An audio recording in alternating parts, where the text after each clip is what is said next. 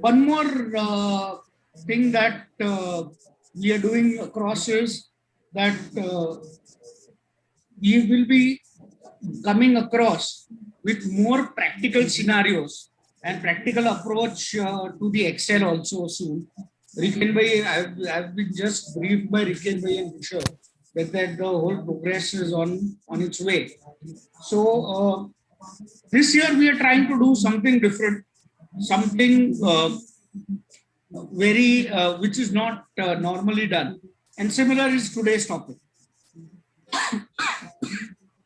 This year, everything, to have the data on your hands, or probably have your accounting on your accounting data, your banks, your, there were offices that were closed. People didn't know how to maintain their balances, how to keep up with their to collections, how to do the payments, etc. So in this regards, cloud accounting became very, very important. In this scenario, when Riken Bhai came and told me that we should keep this topic, I was really, excited. And then with this excitement, I'm thankful to Riken Bhai that he's kept with such an innovative topic today. And I'm sure that a lot of people here would appreciate the efforts that we are doing this year. And with that, I think Riken Bhai, that's all I would want to point across, because today's subject is most interesting. Let's not waste more time and put it across to the speaker as fast as possible. Thank you, President. Thank you, President sir, for your kind words. Now I would request Devang to formally introduce our today's faculty. Over to you, Devang. Good afternoon, everyone. Varun Bhai is a CA, CPA with 20 years of professional experience in handling international accounting, audit, income tax and advisory functions for India, US and Canada clients. He is currently managing partner in Kashmir and Nirmal and Company. He specializes in cloud accounting, US taxation, US GAAP, training for cloud accounting and its implementation engagements. Varun Bhai has in his career worked with various KPO companies for implementing finance and accounting process offshore and on cloud for SME clients. He manages the US accounting and tax practice for their firm. With this brief introduction, I would request our faculty to take the session forward.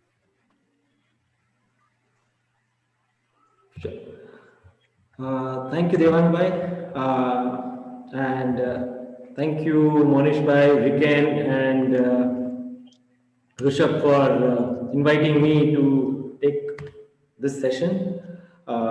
So over the next 1.5 hours or so, probably I feel that we'll probably be able to cover the distance, and with that also, by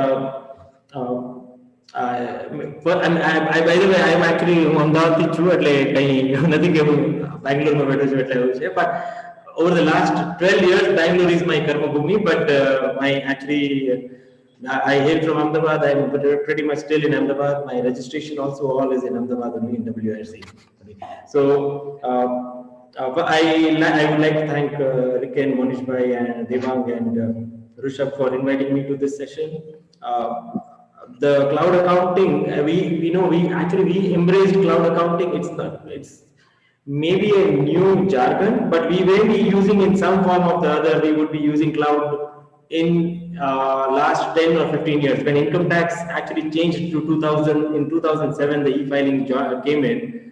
After 14 years, they again messed it up with a new portal, but they are stabilizing it. But when 2007 also, when it was, it's nothing but income tax on the cloud, where all our if client asks for income tax, if you are having access to username and password, you would be able to access your income tax return and acknowledgement also. But when we are implementing cloud, accounting was not, because we have been used to more of a secure environment and finances as such.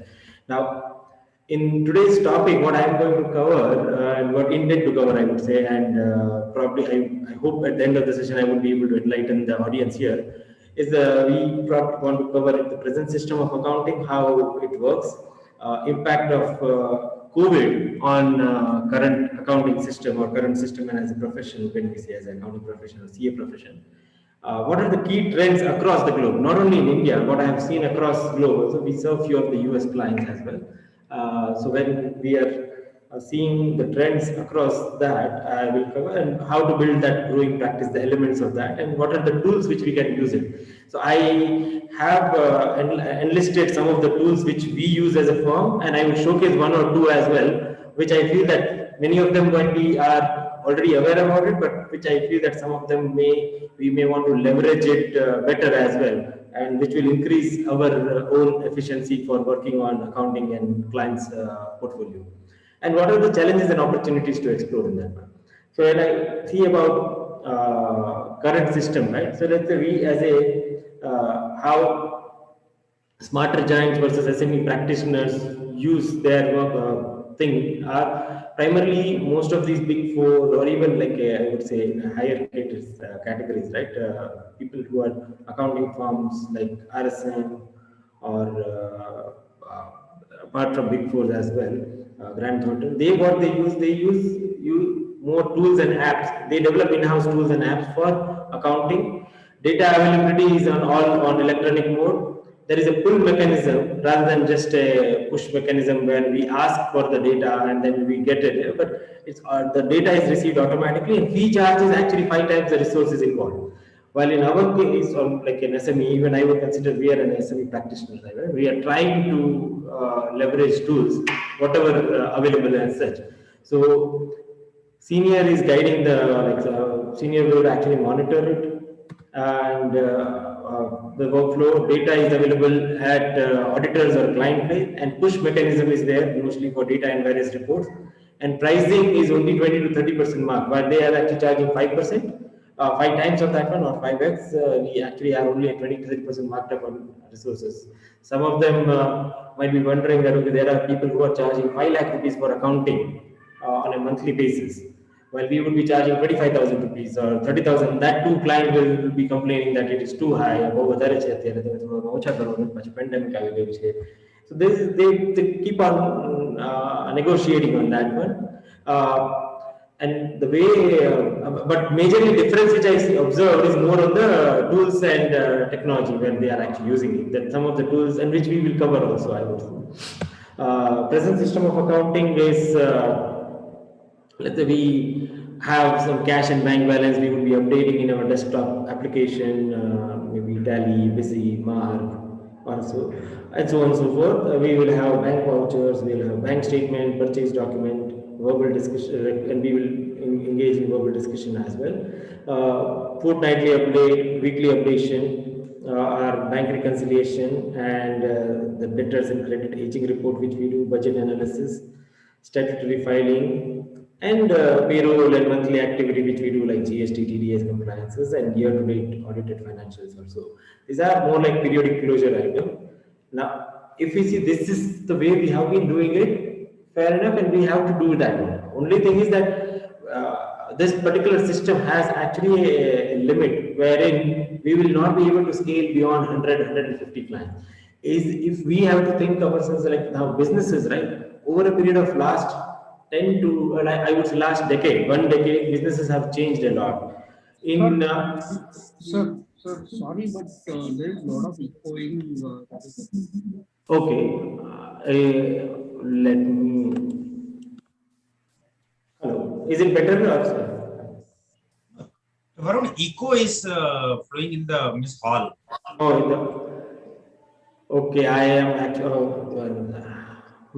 Yeah. Just a second. Now, is this better? Hello, still echo is there? Yeah, it is. The echo is basically because probably you are sitting in a room. Yeah.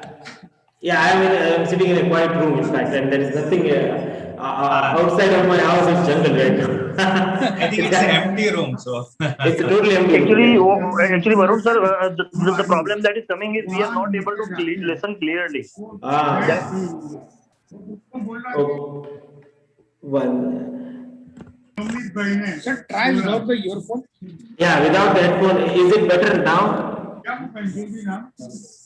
I think I will try for without headphone also, let's say. For me, it was clear. Okay, still it is still echoing. I think due to this empty hall, it is Yeah. happening. Yes. With yes. low pace, I think it will be fine. With low Okay, pace. yeah. Now, I think that should be okay now.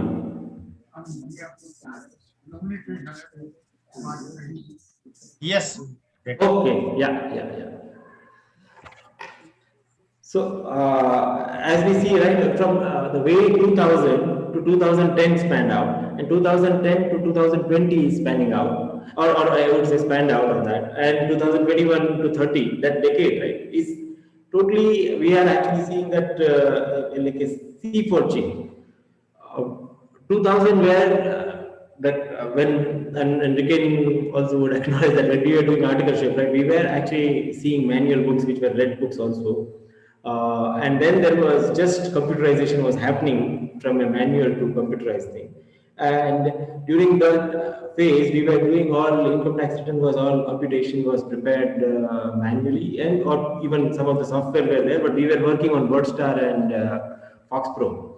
But those were just changing. But the way businesses get changed in 2011 to 20, and what I see in last after the entry of Amazon, Paytm, Google Pay, Bharat Pay, and all of this thing, right? The way businesses actually their functions are coming in as a change, right? That has been the way business they are conducting their business is all changed. Businesses are also moving online. Now, when the business move online, the report and all also are coming online. Now, is there way wherein we no longer we are actually receiving the invoices in a way manner while which was earlier received? It is not that we have received one invoice and I am entering it. We are probably might be receiving a Flipkart portal report, or maybe a Reserve Pay or Bharat Pay settlement statement, or so, and then there is a UPI statement and all of the stuff, Paytm statement which we are receiving, which is actually trying to make things difficult. How the way we were reading the document, that is also changed. So the way businesses have spanned out their mode of, or I would say, mode of in which they conduct their business. Similarly, their documentation has changed, or the input has changed. Because input has changed, even accounting also as a profession, right? We are actually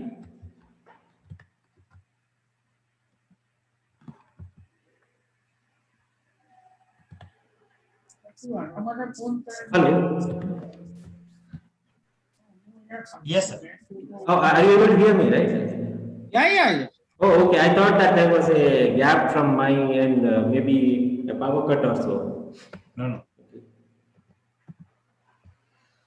Sure. So that way, accounting is also changing it now. So the way accounting is being changed is that we have the needs for accounting. The way businesses are perceiving accounting is getting changed. Earlier, it was more at the end of the year we would be doing most of the financial analysis and then auditing and other stuff, right? So as auditing and all we would be doing, and we would be doing mostly in March and after March to September time, we would be doing audits and filing tax returns and so. Now the need from businesses, and in when this was actually a NASPA study, accounting body study in US, when they did a survey in 2020, no, it was late into the late 2019. When they did a survey, 84% of the businesses in US said that they need more of a ongoing interaction with the accountant rather than just at the end of the year, which essentially means that the need for accounting, or I would say not accounting was anyways there. It was being done by, let's say we call it like Unimji or accountants or anything like that we call it. But now they have primarily what they have is primarily now the need is being more on becoming like an advisor also. So accountant is more like they are perceiving accountant to be an advisor. Now with this particular thing in mind, we as a CA firm need to ask ourselves is that how tech savvy our office is, how is our data storage process, how much allocation we have made to the IT infrastructure, and are we using any tools to automate the accounting, tax, payroll, and payment services. Are we using tools? We may be using tools as such, but if the answer to all this is yes, we are on the right path. If answer is no also, it's not that we are not on the right path. Maybe we may want to actually enhance some of the processes to make it like a full-fledged accounting services. The goal here is that once we build our cloud accounting practice, then Ahmedabad, Bangalore, Delhi, New Jersey, Australia, Sydney, doesn't matter at all. We are here, we are using tools, we are actually would be able to connect with anywhere, we will be able to serve with anywhere and become like a global professional. That is basically the goal which we probably would be aiming towards that way. Because the way our education we have been trained, there is no doubt that we cannot actually serve a global community also, or global SME community. And that is, I think, our vision of even our Prime Minister, Honorable Prime Minister vision is also that he wants something like a global accounting firm from India, rather than just talking about big four firms and imitating it. Can we create our own global accounting firm, which would be serving like made in India, but we serving to the world? And for that, we probably may want to start by adding value-added services, and these are some of the steps. And as I said, right, many of the CA firms, even in today's session and in Ahmedabad also, have adopted it. It's not that we are. There might be some of them might be even a reputation also, that it might be reputation. But as I always say, right, in my lectures, that reputation doesn't ruin a prayer. So it's okay. We are enforcing ourselves on that. So this was actually just a scenario, right? Now, what happened in March 2020 and still going on from wave 1 to wave 2, right? That COVID hit.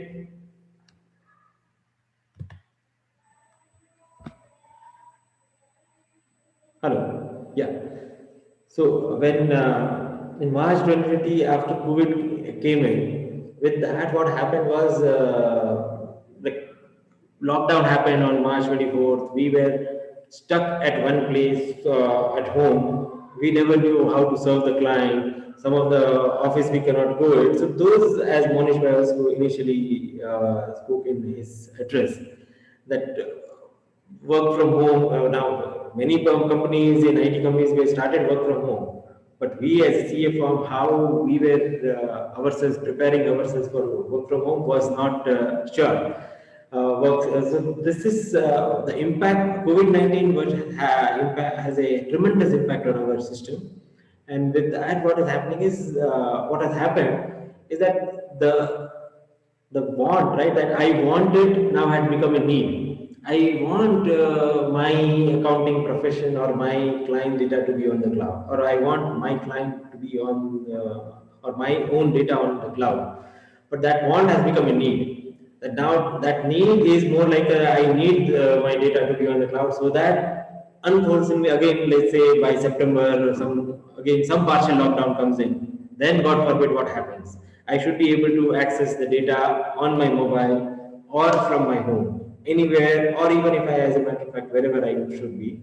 And I should be able to communicate with my team wherever they are, irrespective of whether they are sitting in Rajkot or Palanpur or Bangalore, wherever I should be able to. So what has happened is access of data on the cloud has become a more of a need. Availability of documents also, because it's not just the accounting server or thing. There you need the documents also, right? So availability of documents also, you need it on the cloud. And preparedness for concept of remote office or work from home office. Remote office, by the way, was not a new concept, but as COVID, it has amplified it more, wherein the work from home is now your remote office. Otherwise, people were actually working from some co-working office. Also, that was, and we were having, in fact, in our firm also we had people who were working in Coimbatore and Lucknow there were a couple of people who had their own limitation, but now it has become more of a kind of a routine. Earlier they were being like on a special cases we have been allowing, but now it has been a routine on that. Work scheduling and review of remote work. Now, how to schedule the work? Because one thing is that let's say for example, we are working remotely also. How we will schedule or what work to be given? We need to have the tools for that also. That becomes like our practice management. Those software becomes, our application become important. Unexpected cost cutting internally and externally. Now, unexpected cost cutting, this is very important as a impact on our as a profession. What has happened, and I have seen in US, I have seen it in Bangalore also, here, is that most of the businesses, right, because of this lockdown, they have taken a tremendous hit on their top line, and ultimately because of the top line, their profitability and also will be and cash flow has taken a hit. Because of that, what they are doing is that any kind of non-core work, which accounting is also being a non-core accounting, also, that they are actually outsourcing it. So if people who are having one person, they are saying that okay, we will outsource better to our CA. People who are having 5 people, they were actually saying that let us outsource this entire function and we will keep one person as a manager who will be working with the chartered accountant firm. So outsourcing over of accounting thing, right, has increased because of this cost cutting, and it is cost cutting is at the business end also. So that becomes more of a opportunity for us, that if we are actually providing only compliance services, they would better actually they would be, and in fact when you would have observed also that people will ask for that can you manage our accounting services also, rather than I keeping an accountant in house. Now, we all know what is cloud accounting. Cloud accounting is the practice of using various tools for accounting and record keeping of multiple functions. So it's not only accounting, I would say accounting has many functions like accounts receivable, accounts payable, banking, and inventory, payroll. Those are all functions if you are using, for using that, if you are using a system which is accessing the data through internet, that is actually nothing but a cloud accounting. There is no desktop application. What you need is only just login and sign in details for that. And all the data is safely stored in the cloud server.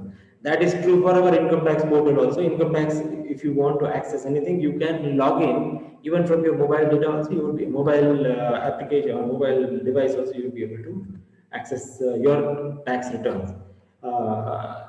That is a different matter, that sometimes the site may behave strangely off late, but it is still mobile compatible. Now, moving, as I said, moving our office to cloud has become a new normal now. As we see with the wave 2, and then as wave 2, it has become more kind of a incumbent on us to actually ensure that we are actually having all the tools which are cloud. If at all we are actually not in the office also, our offices are closed for any reason, then we should be able to access data of the client. We should be able to give them and guidance, and to give them the guidance or advice, we need to have data and reports. So once that is there, so communicate, and then communication is also important. So communication wise, I don't think people would be earlier where at physical offices people will come to meet. You can actually now do. We are doing this session on a Zoom. There are Zoom meetings are there. There are Microsoft Teams and those Google Meet. So you can actually now do a meeting. So if I have one other my partner where we do the work. He's based out in Illinois. So we actually, if we have to interact, we are actually interacting on Google Meet only. So it works pretty stable. So even if he's on the hours are different, but that doesn't mean that that becomes my office only. This is my office, and laptop is your new tool for this. So under laptop, we are actually storing more of all the data which is there. Now, with this, what is cloud, benefits of cloud? As I said, most of you would be aware about it, but I'm just repeating that you can access your data anytime, anywhere, and on any device also. Monish Bhai was saying about during the lockdown, right, where how we can access the data if access is if the data is in office and backup is there. How we, there are now the tools, many tools, be it a payroll function or an accounting function or account software as well, or even banking function. You can actually do the transaction recording through mobile also, and you can just take a scan of the data and then upload it also. That is also will happen. So there you can access the data anytime, anywhere. What in turn, when you are actually using it, right? When we install a desktop software or an enterprise software, there is a IT cost involved because we have to put it in a server. Once we put it in the server, we there are certain costs on that one. There is a certain capex which we have to involve, get into. But on this one, it's just a sign up and sign in. Once the sign up happens, right, reduce, it's like an OPEX, you pay as per use. So is there a monthly subscription, or you can do it like an annual subscription, but mostly monthly you pay. So a minimal amount or whatever that amount would be. Even for web services also, Amazon Web Services are giving it as low as $9.99 as well. And it goes up to whatever could be. But if this is more of your online portal to manage, or your entire online portal also, if you are having it.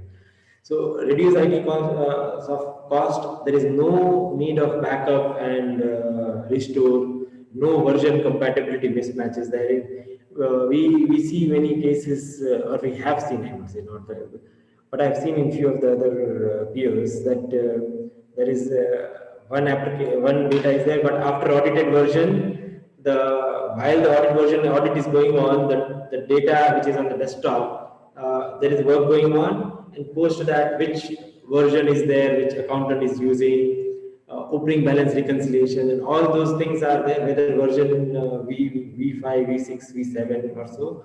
Those are the typical issues which are there, which have more or less get solved through latest version of software. And this is applicable across cloud software, not particularly to it is related or benefit of one particular software. It's all across.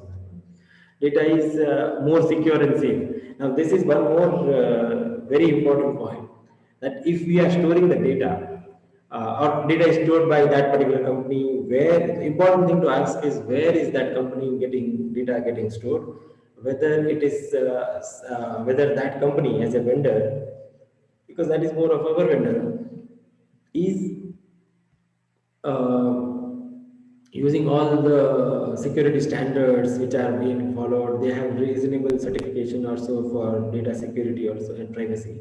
So once that is done, we need it. So choosing the vendor is very important, on which vendor we are choosing it. But once we know that there are a few top vendors and they are following those quality standards on the security side, like for security, SAS 70 is one of the standard protocol which most of the business security companies follow for data storing. Once we have that standard, then probably it is safe enough.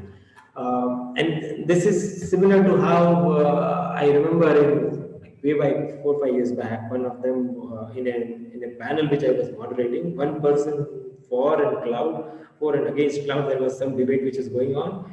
In that debate, the same security question came in, and the other panelist had told the audience and other staff that where would you store your gold?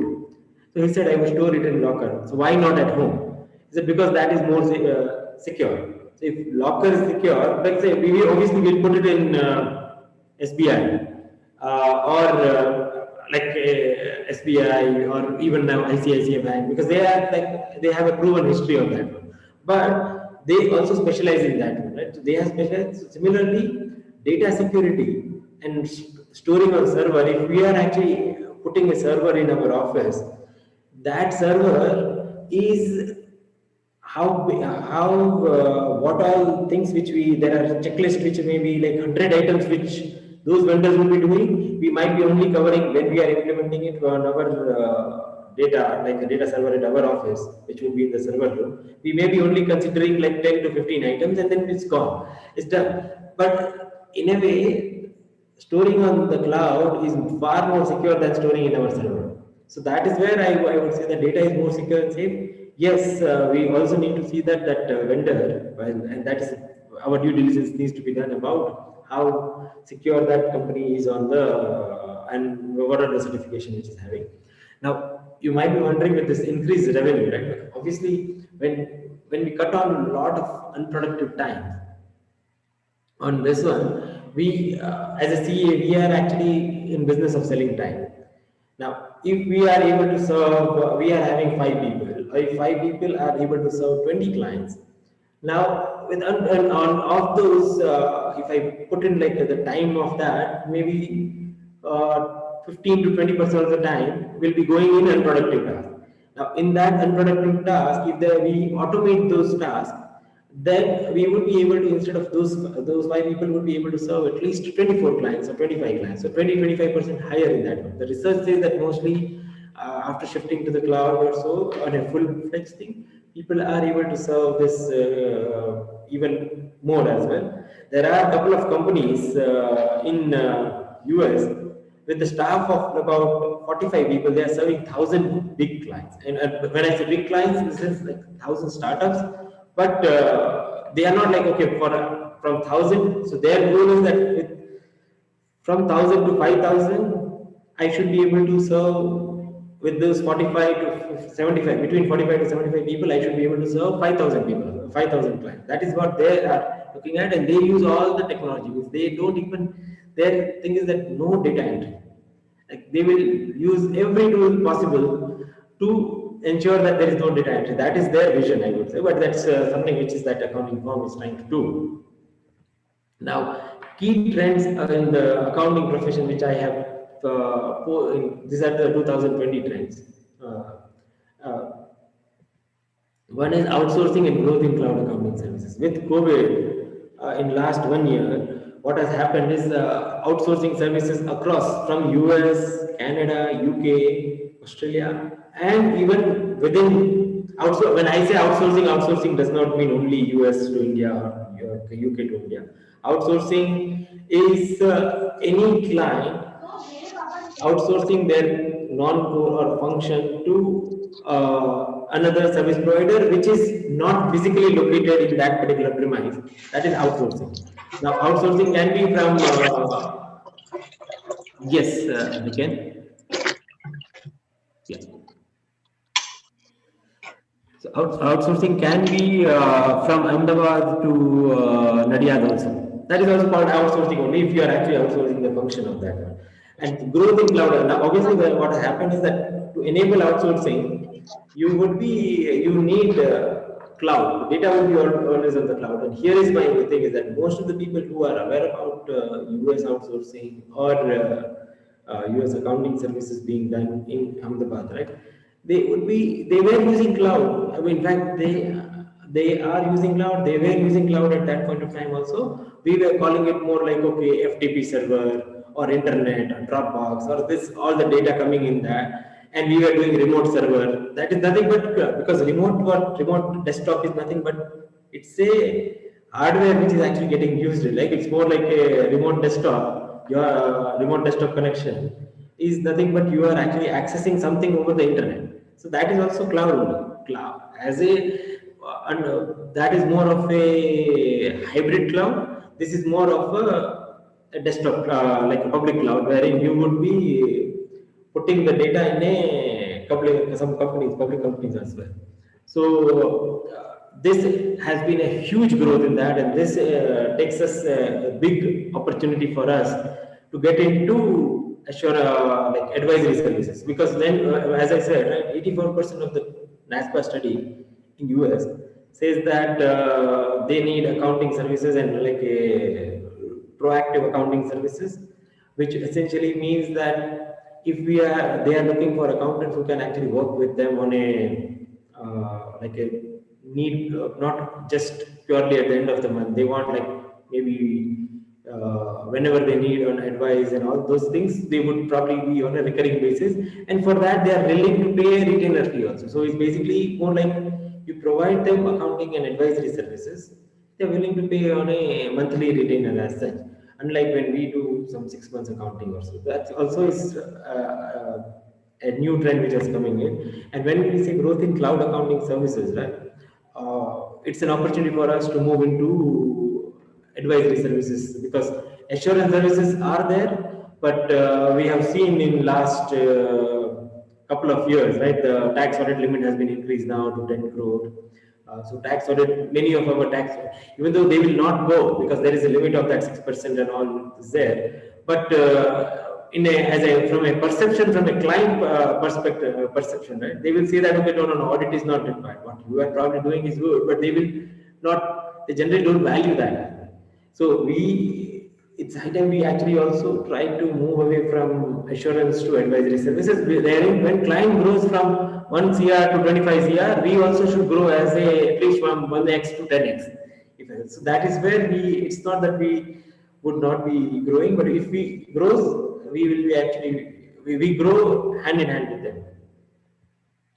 Automation and artificial intelligence. This is also one of the new thing which has come in. Automation, when I say, is like using various tools. We are there are, as I said, there are various functions of accounting.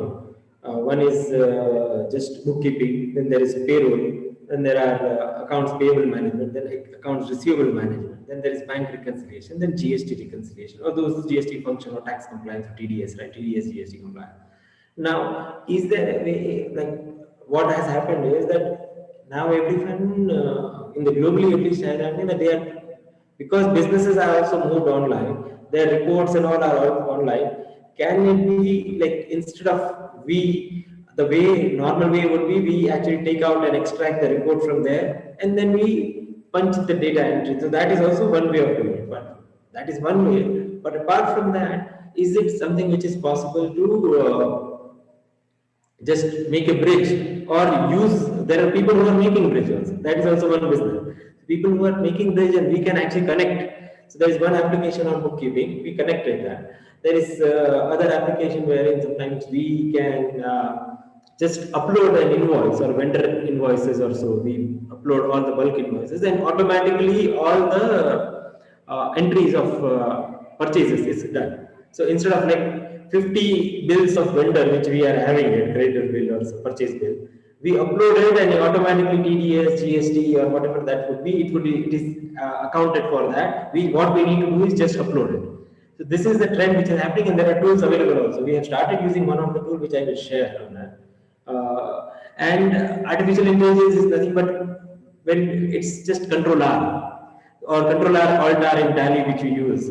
It's we know that, okay, this particular person read. So and the narration which we are using, right? Narration we will be repeating like Alt repeat or Control repeat, we will say, or Control C, Control V as well.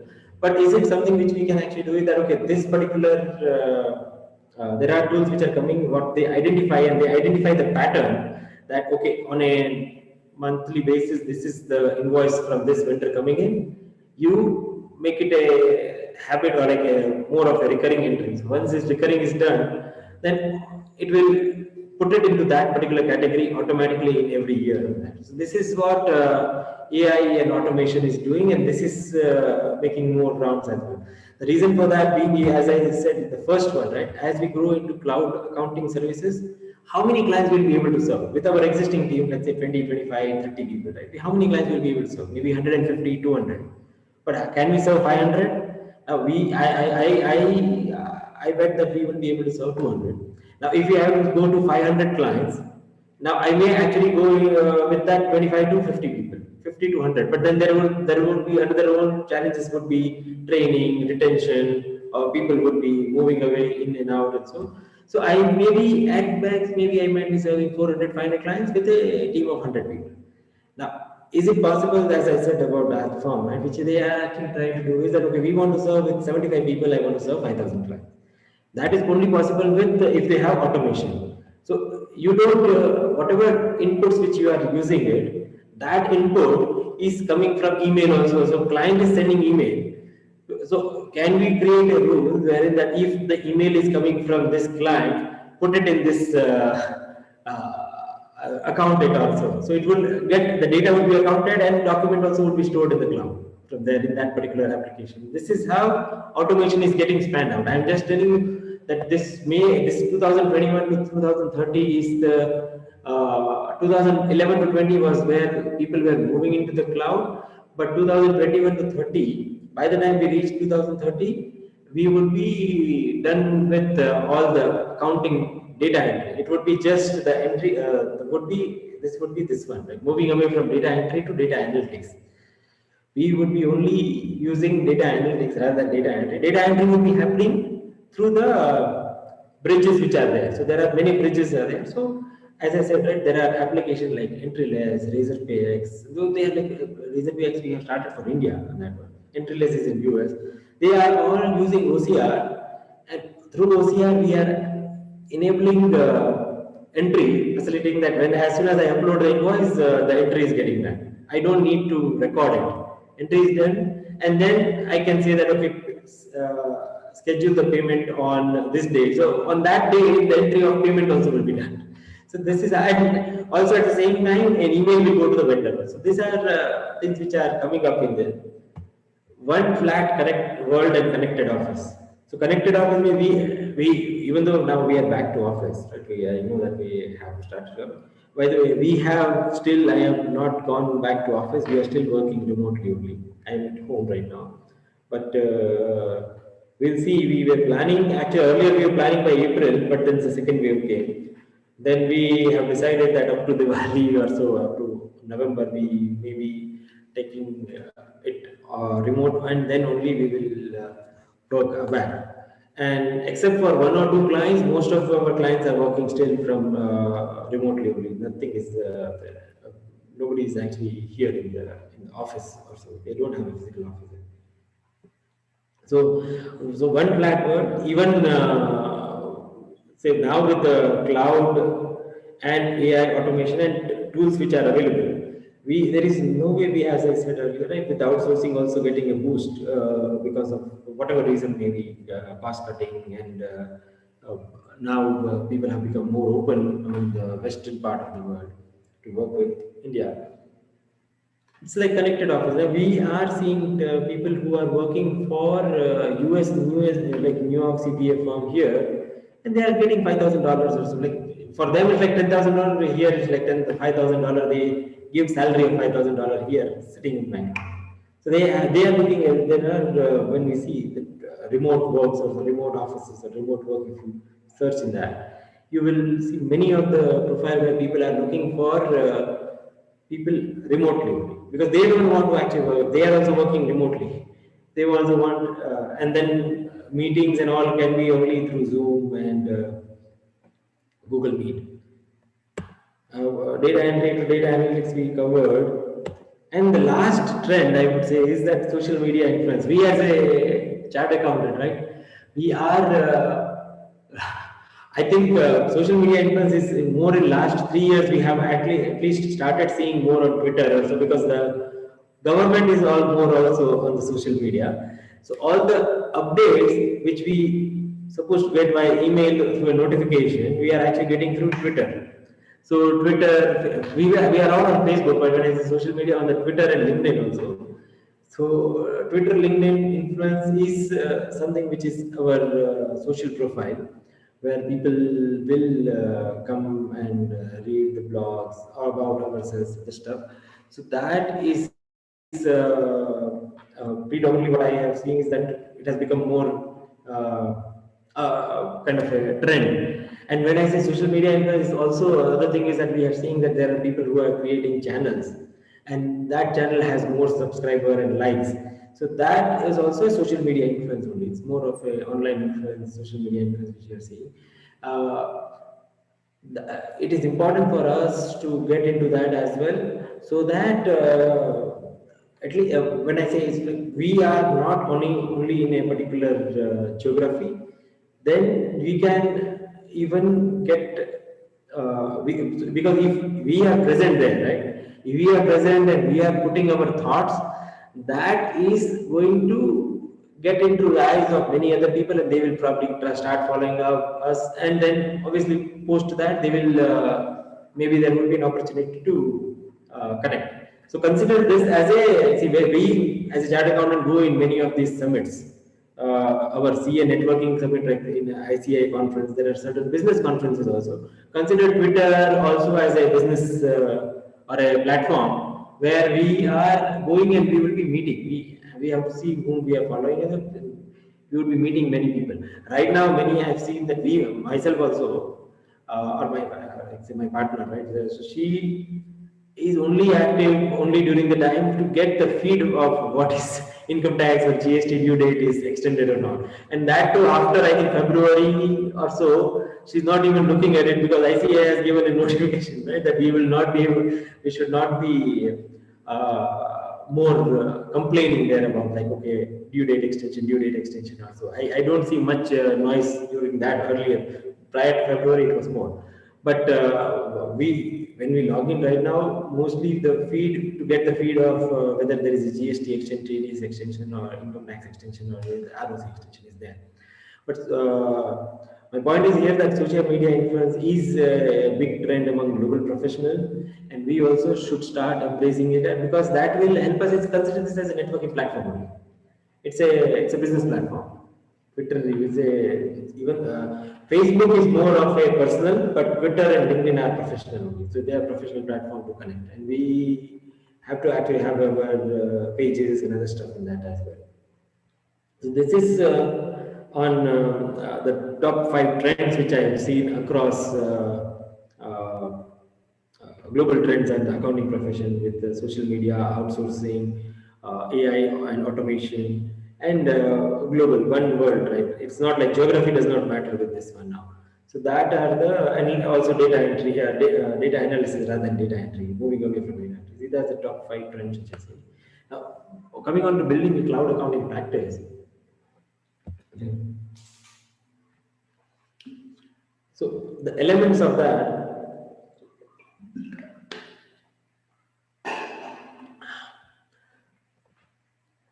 is, and this here are my thoughts on that one, that how the steps which we took it, and we are trying to go there. So we probably are on the journey, but this is what I feel that this may be the path for many of the accounting firms as well.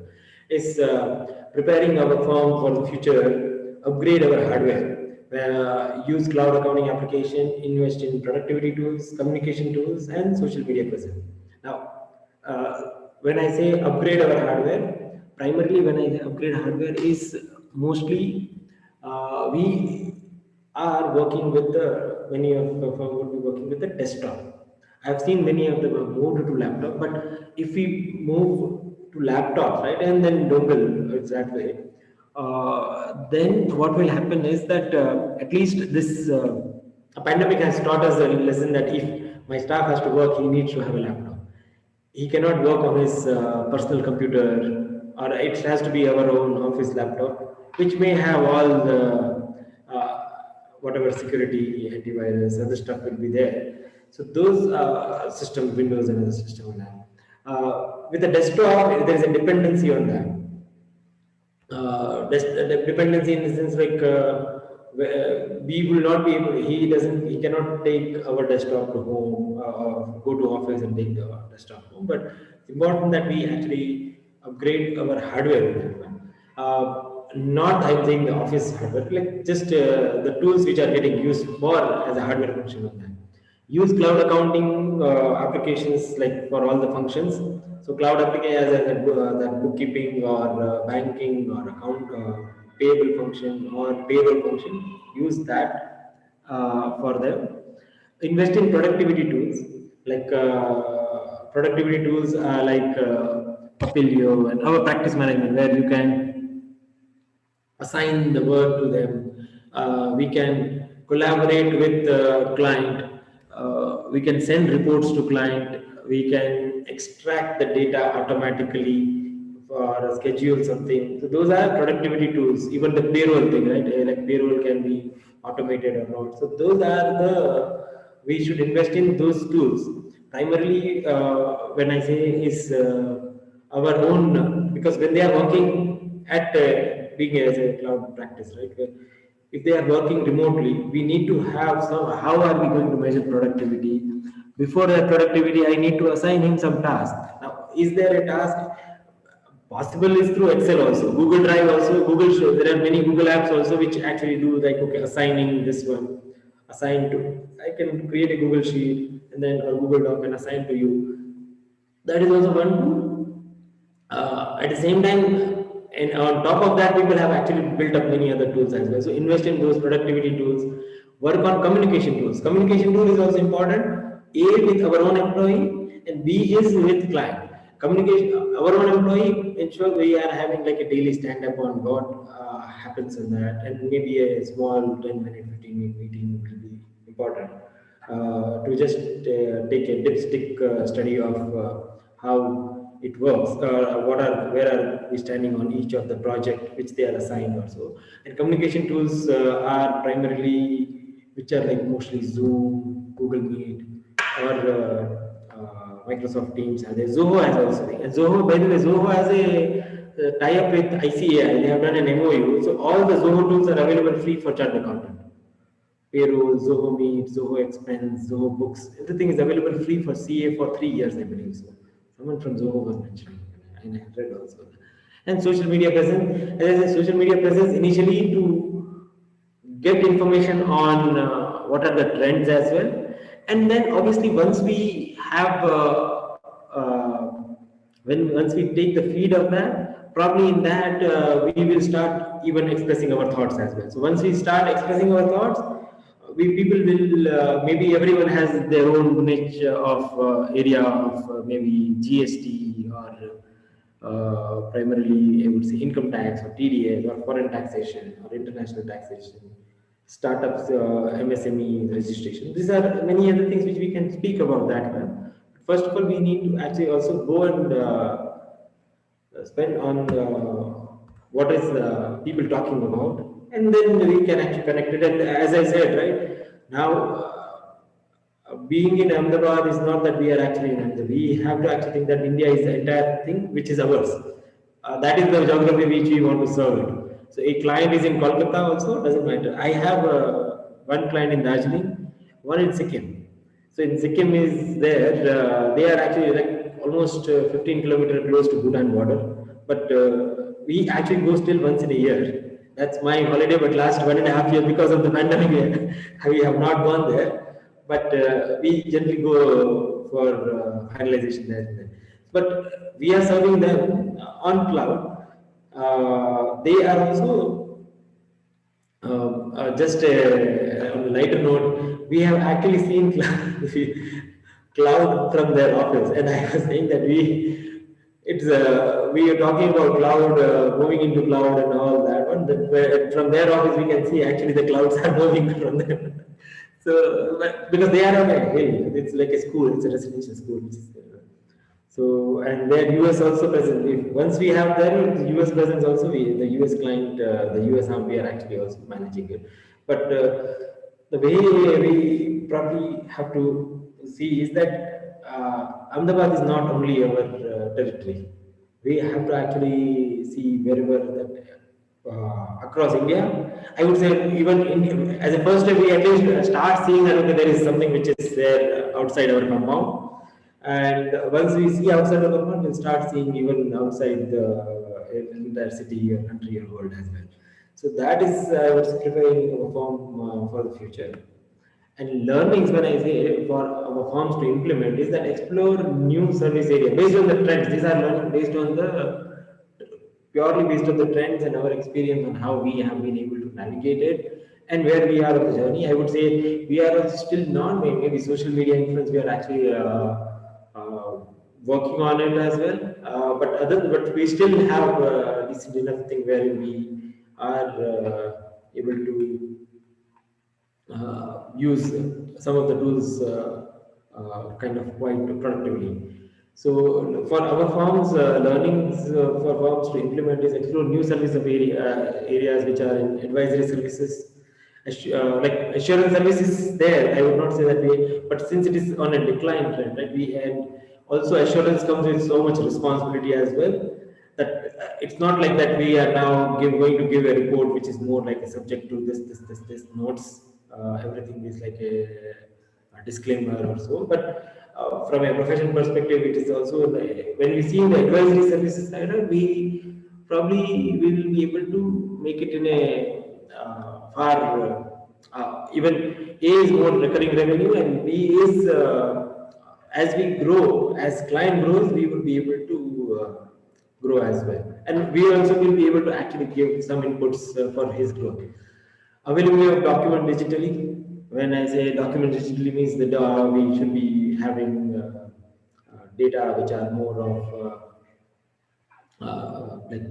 available on Dropbox or WeTransfer or Google Sheet, Google Doc or so, or Google Drive, and access to data, accounting data remotely anytime, anywhere. This is something everyone has started realizing that remotely access is essential on for any other. And when I say remote, a smooth remote function would be mostly that it should be available on internet, but at the same time I should be available on mobile, because mobile is the last mile which I would be actually using, because it's always in my hand.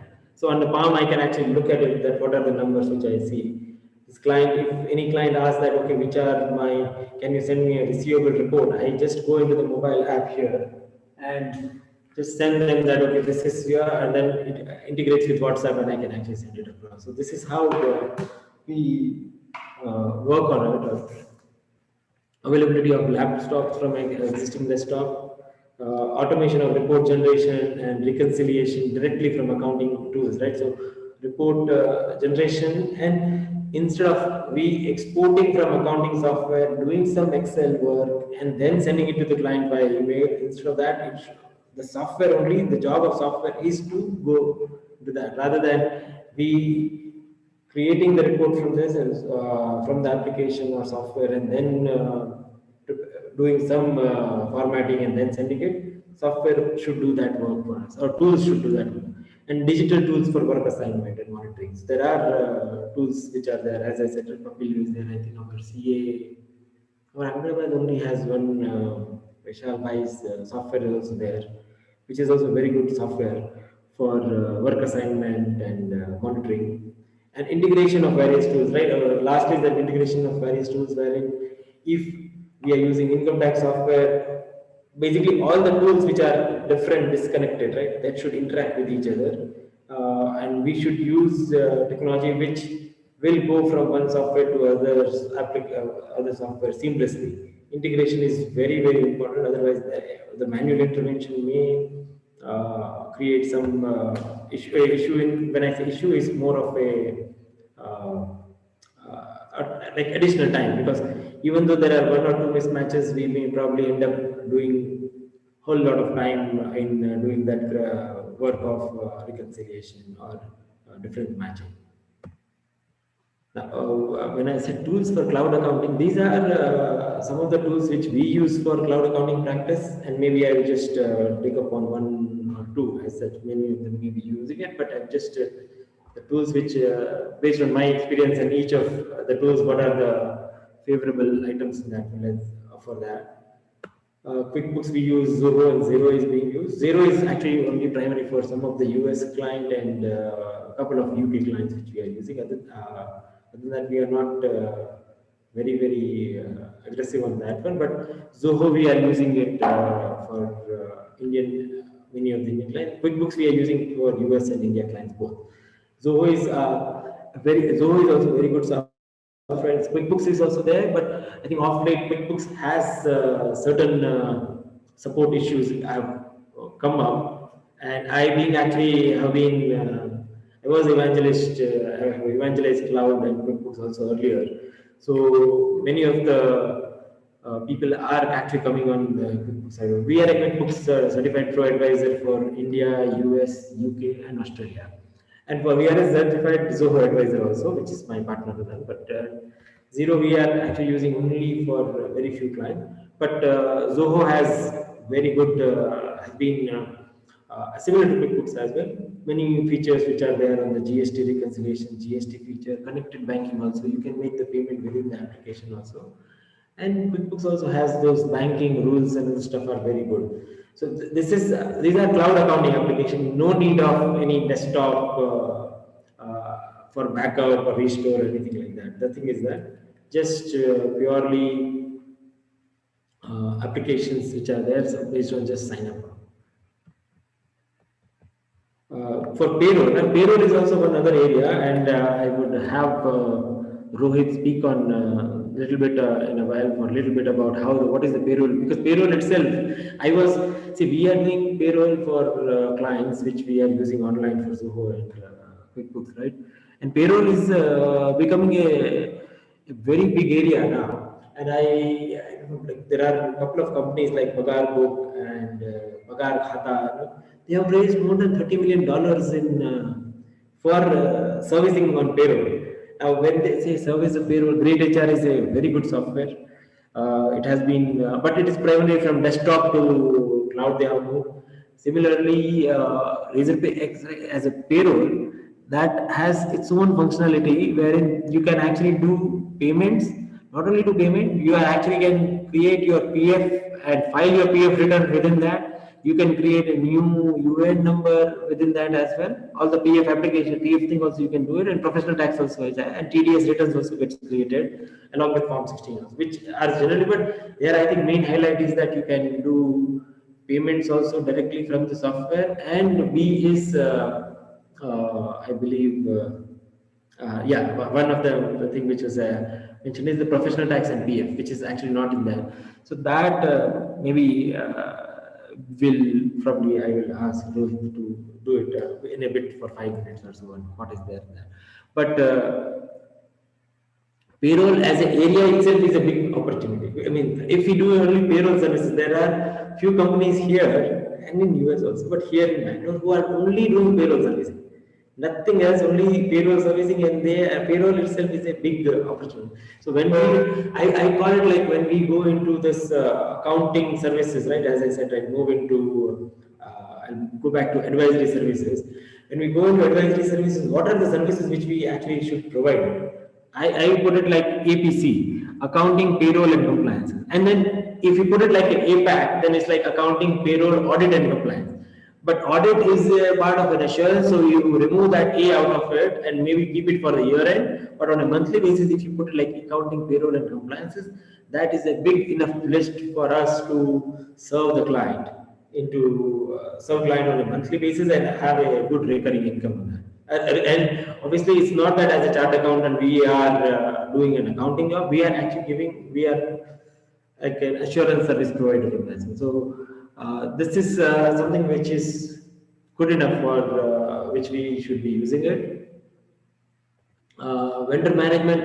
One tool which has come up and which I find very interesting in India, and Bill.com was anyways doing for US with QuickBooks and an integration on that, is vendor management. Now, of late, vendor management has become a big pain.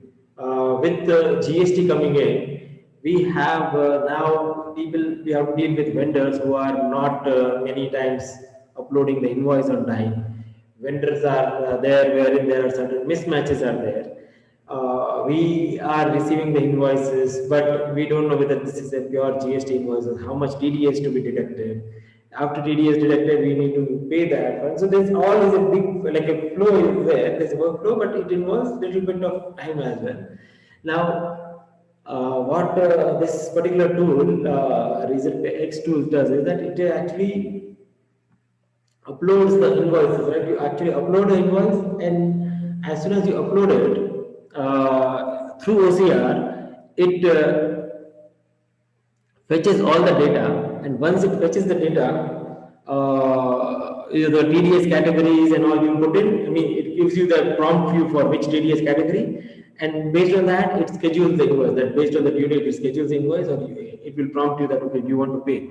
Once you schedule it, on that day, it will tell you a reminder of payment, and you can pay it. It's like a banking hub for you. It's like a neobank. So for people who don't, for the audience, right? Neobank is a new word which is just like cloud accounting, right? Neobanking is a term which has been kind of like last couple of years it has bubbled up. Neobanks are banks which are more technology backed rather than just a traditional servicing, like mostly on the having branches and all. They don't have branch itself, but their current account or digital current account and all is nothing but your laptop online with a sign up is your bank, and you can probably do all the functions of receiving, creating payout link and payment and other stuff on that TDS thing. Let I actually just for a moment I will pause in this and while I'm here, I'll just try to see. This is the reason I wanted to actually just touch upon this is that this I have seen only we have been using this for last 6 months, and what it has helped us is that whenever we are saying this vendor payment, right? So it's like this is, if you see vendor payment, as I uploaded any invoice, you have to upload, and here there is a bulk upload. You can upload without that also. As you upload, it will fetch all the details through OCR, and here if you see, this is the invoice, and it is fetching the details through.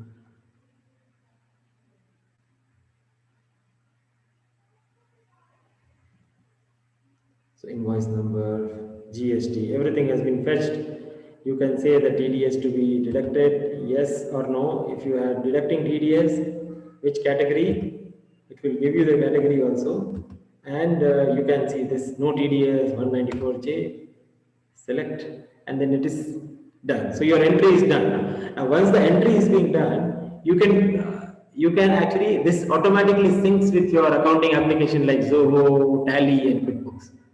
So it syncs with that as well, and you can see all the vendor payments back. If I go back, I can see the tax payment also. In the tax, the challans which are there, automatic challans, you don't need to, like by going into NSDL, we don't need to create the challan. Here only the challans are automatically created and paid also. Razor Pay is not a complete accounting software, it's just a payment. It's an accounts payable automation tool, AP automation tool. So it has to be integrated with the mainstream accounting process.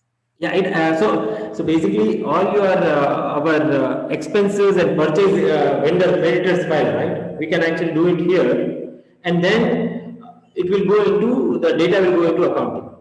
Okay. So do the banks allow integration there? Yes. So they have their own. You can create your own virtual account here. See the balance and all. It's like you will create a account here. You can create an account by, there are certain KYC we need to do as a business KYC, and then they allow us. They do have their own payment bank also. Yeah, they have a payment, correct. They have their own payment bank, yes. So this is just, I want to actually highlight in that this is tool, what it does is that it actually has taken up all the vendor side of management. Vendor and TDS, it has been at least eased now with that vendor thing. It has been eased. And it does the GST matching also on that one. So, but for us, it was more of the TDS challan creation.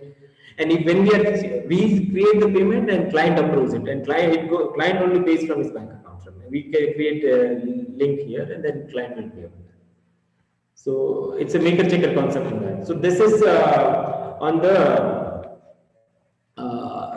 reason which I wanted to actually just cover up on that one. On AP management, it's more like a vendor automation which has been done.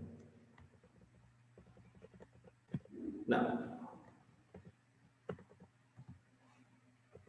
Bill.com is similar. Bill.com similarly does in US also. Bill.com is also similar way.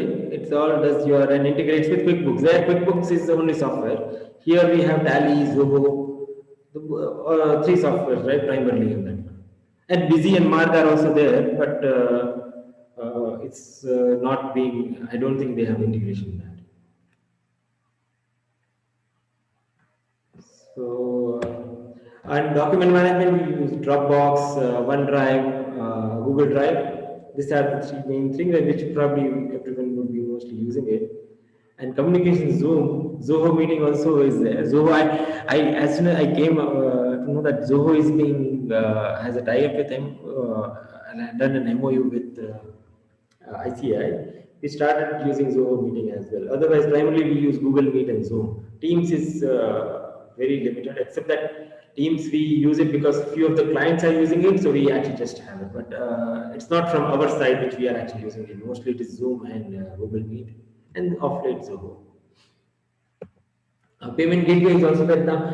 Razorpay is a payment gateway. Stripe is there in US and Stripe is there in India also. It's this payment gateway wherein when we are sending the invoice, we put a link for client to pay in the invoice itself, so that client pays via this one. So we receive it in. So instead of they transferring in that manner, it's just right whenever the invoice goes. It says that click here for payment also is there automatically. So they can click the payment. It just accelerates the collection in that. Instead of we following up on that. And if they are not paying every 7 days, the link goes in their email and saying that you want to pay, click here for payment. So that is something which we use primarily on the collection side. And e-commerce management, Shopify, Magento, one thing, see, normally what SME clients are having a bank borrowing for working capital. Right. So this payment gateway services helps in both collection and payment. Correct. So collection is one side. Yes, payment side also there. Yeah, payment side also. Yes. Okay. So do we need to maintain balance with that payment gateway, or that gets automatically transferred to the okay, so when in that on the payment gateway, you don't need to maintain balance. On the payment bank side also, you don't need to maintain balance. But whenever you want to make the transfer, you can set it up that okay, this one. Otherwise, it will show that it is in schedule like a queue. It will not make the payment without the balance being there. So you have to whatever our vendor. Let's say I created TDS challan is automatically. I created an invoice for 50,000. 5,000 TDS is getting created. So on 4th of every month, TDS is getting created, challan is getting created, but it will not pay if there is no balance on 4,000. So you can schedule a 4,000 transfer on that day from your regular bank account, so that it becomes like a and kind of an impressed current account kind of thing, I would say. For all the vendor thing, it's a vendor current account, like it's a virtual current account, I would say. They would call it like a virtual current account. Okay. But this is also very important, like Shopify, Magento. Many of the clients have started on Amazon and like Flipkart also. Shopify, WooCommerce, these people, they are the one who are, what they do is primarily, they are intermediary between that your order management and invoice. So whatever, how much orders you have received, how much you have shipped, and how much payment you have received for, those all Shopify does it. Magento does it, WooCommerce also does it, and now when they are selling the channel as a trading client, right, we would be having one person who would be selling in one client would be selling in an offline store. Then there would be his own website, and then the third would be through other platforms. So all three you will receive reports differently, and that will combine your total sales. So it is, if we keep on doing manually from there, it might be a bigger task, which if not, I would say bigger task as such. Once you understand the documents and all the stuff, our staff understands it, but it's more about time which is getting involved. But believe me, all this, even if they are selling it in three different places, we have one client, Last Forest in Kunur, Tamil Nadu. So they are having their own store. A store, when I say, is like shops. They are having their own shops. 2-3 shops are there in Kunur. They sell it. They are having their own site where they are enabled online shopping also, and they also sell on Amazon also. So they have 3 different reports. We have integrated them all with QuickBooks. So we in QuickBooks, because QuickBooks is integrated, they have like from Shopify, everything data is coming in and it says into that. except that their daily store thing, right? Store will come as a manual invoice, but that manual invoices they are creating, they have converted into QuickBooks because QuickBooks is becoming their regular invoicing application. So that is something which has been done on the using those bridges, right? It is taking hardly for them for e-commerce transaction. It is almost like on a daily basis thing happens, and that person has to review for 30 to 45 minutes, and it's all done. Nothing more than that. So that becomes more easy, and all the GST and other stuff is taken care in that. Now, here are the challenges which I would say that the challenges which I feel while we move into the cloud or moving or using or adopting tools which are on the cloud is educating our clients and suppliers for digitization of documentation. We will say that we are ready, but my supplier is still sending me the manual bills, what to do that. So that those are the things which we will have to go through. But with this last 1 year, that also has become a like it has become. I would not say that it has been totally eliminated, but it is slightly reduced, I would say, because suppliers also are the same boat like us. Many of our suppliers also would be in the same boat, so they also would be adopting cloud. As soon as they adopt the cloud, the digitization becomes a norm.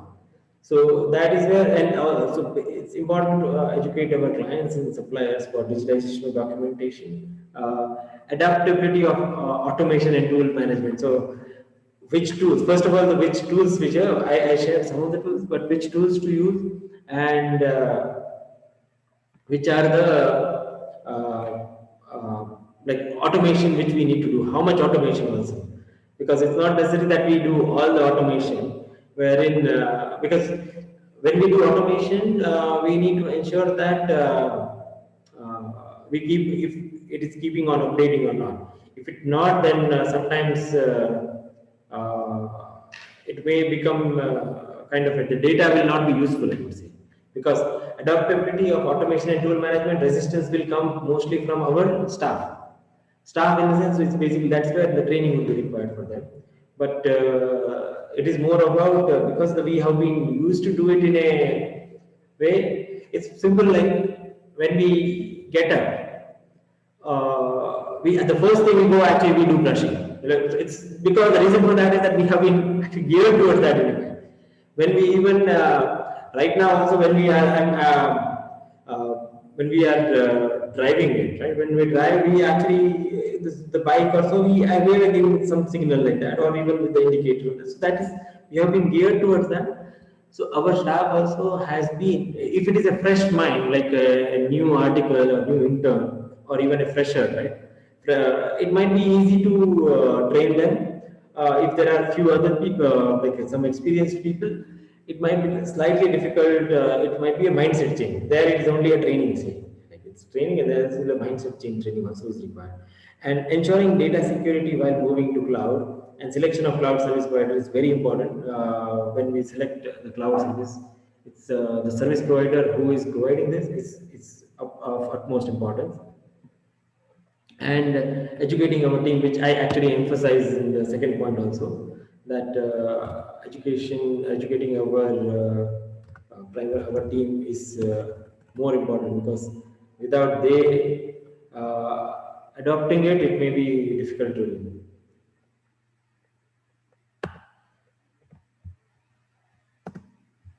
Now, with that, opportunities for us to explore.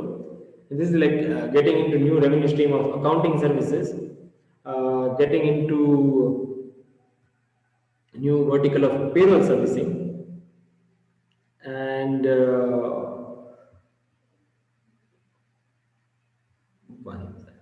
expanding our services beyond geography, as cloud and accounting adoption is totally new. So, as I earlier said, right, from Ahmedabad, it's not necessary that we are now only serving Ahmedabad. We should see India as one city, and our geography expansion may be Dubai, Australia, UK, or Canada, providing business advisory services and growth strategy to clients, and providing financial guidance to client through accounting data mining services. So as I said, one of the trend which is coming up is on the data like data analysis, no data entry, but only data analysis when I say. So if we are able to, and we as chartered accountant are doing it, it's only at at the end of the year we would be doing it while doing audit and review or ledger scrutiny. If we do it on a recurring basis, on a regular basis, it becomes more important. It helps client, right? Many of the client to take some corrective action. And in turn, if you see in a nutshell, what I feel is that getting into practice of payroll, like accounting, payroll, and compliance services, and that is being served through client, it helps businesses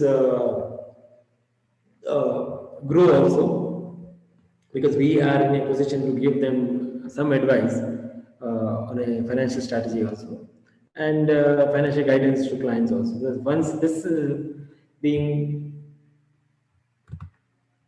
done, what we are actually in a way we are trying to become is the virtual CFO for them.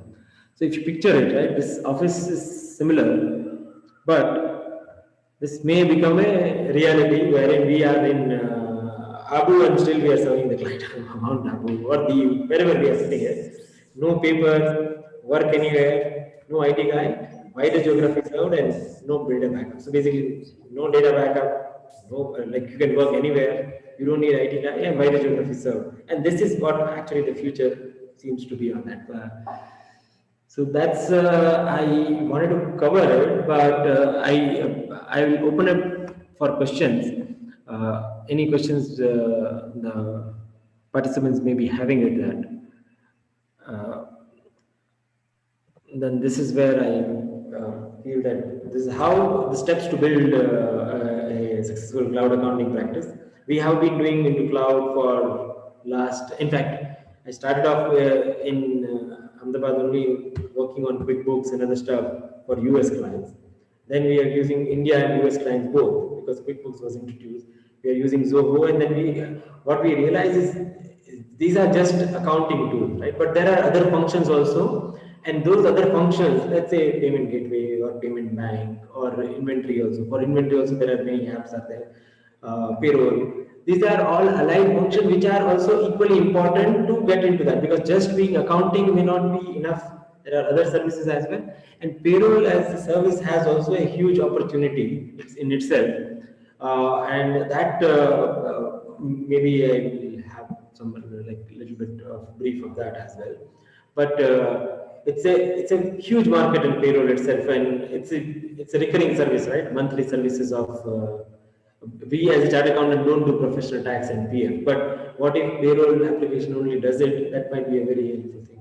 But mostly the final destination of building the cloud accounting practice would lead to a virtual CFO. So we as chartered accountant will actually, many of the SME, MSME may not be able to hire in India or US, they would not be able to hire a full-time CFO. So we need to become a virtual CFO. At the end of the day, we would be actually maybe having virtual CFO for maybe 10 clients or even 20 clients as well. But this is a very remunerative thing. Varun, interestingly, we can be sorry. Interestingly, Varun bhai, in the last week, we had a lecture on virtual CFO. We had called Sunil Shah, who's acting as a virtual CFO, and it was really a great session that we had with him as well. And so, this is making more sense today when we talk about this. So, in all, we are trying to educate all our members on the same lines. Yeah, because I see, if you see the trends, right, Monish Bhai, Riken, Devang and Rishabh, and also all the members here, what we are seeing, the trend here is that across globe, right, even if you see in US, right, US auditing is only by compliance, like mandatory only for people who are, there is no turnover limit as such. Audit is not mandatory. people can just do the audit as a review report. Like there is a compilation, there is a review report, and then there is a full-fledged audit. And audit means you have to give either like a qualified opinion or unqualified opinion. So audit has its own risk, but it is not mandatory unless and until government or some contract or anything like that mandates it, then they get an auditor. So most of the CPAs there do advisory services, which is more of an account, bookkeeping and accounting. I would say bookkeeping is, I would not consider bookkeeping. Bookkeeping is one of the function. Accounting as a whole or advisory as a function, bookkeeping is one function. Bookkeeping plus compliance plus data analysis all leads to accounting or reporting. Bookkeeping plus reporting will be accounting. There are other functions like AP, AR, payroll, banking functions, right? If we take it like that, and there is a with the COVID thing, everyone is actually shifting towards and looking towards professionals like chartered accountant and CPAs to get them navigate through this particular time and help them in that and take over the services. So it's a we as a chartered accountant also might be getting many inquiries on that. That we are actually seeing that there are people who are coming into it. Obviously, one of the things which we need to educate our client is about that when we are giving services as a chartered accountant, it's not, do not treat do not think that we are accountants. Accountants is not, we are actually giving advisory services. We are the CFO of that. Only thing is CFO, if they hire, they have to pay maybe 3 lakh rupees or 4 lakh rupees a month. They are hiring us for 5 hours, 10 hours, and they pay 40,000, 50,000 rupees a month. That is how, and we, if they are having an in-house. If you want the accounting and bookkeeping and compliance to be taken care, that would be a separate charge. So that would be maybe whatever the 25. That I'm just giving you the ballpark number which we probably are dealing with in Bangalore. Right. So there are certain questions. If Yes, I am seeing that. Yeah, I am seeing it. You can take it from the chat box, Rikenbhai. Sure. Rikenbhai. Yes. Rikenbhai, you are mute. Rikenbhai, you are. I am actually just a second.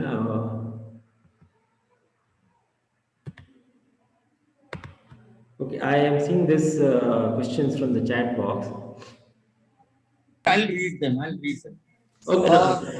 So the first question is from Jeel Bangliwala.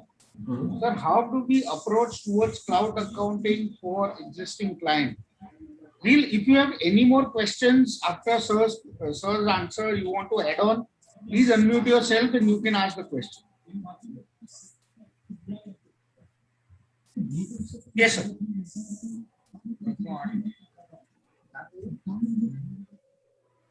Yes, Varun, sir. Yeah. So for existing clients, right, when we look at it, if we want to move them to cloud accounting or so, for existing clients, maybe we may be billing them annually or half yearly for compliance services or so. But when we are, the approach which we should be taking is that cloud, it would be cloud accounting or moving to cloud will be helpful for them. They may be having, if you see the flow, right, they may be having some accounting or the in-house team or so. Instead of that, you actually take an approach that if you do a cost analysis for them and do a cost benefit analysis, that this is beneficial for XYZ reason. One of the reasons which I see is that you can, we as a firm will be able to access your data anywhere. You yourself will be able to access data anywhere, because right now, if they have to depend on you on getting the file and other stuff. So they can access that data anywhere.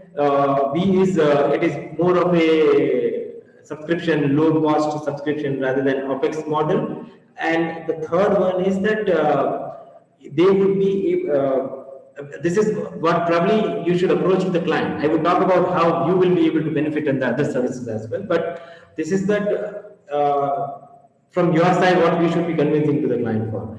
That it is better to actually move to cloud because of access of data anywhere. B is the cost reduction also, and not dependency on client, not dependency on my firm only or my staff. You can access it anywhere, and we will be able to give you the reports and transparency. This is the three main reasons you can actually cost cutting and transparency also for you.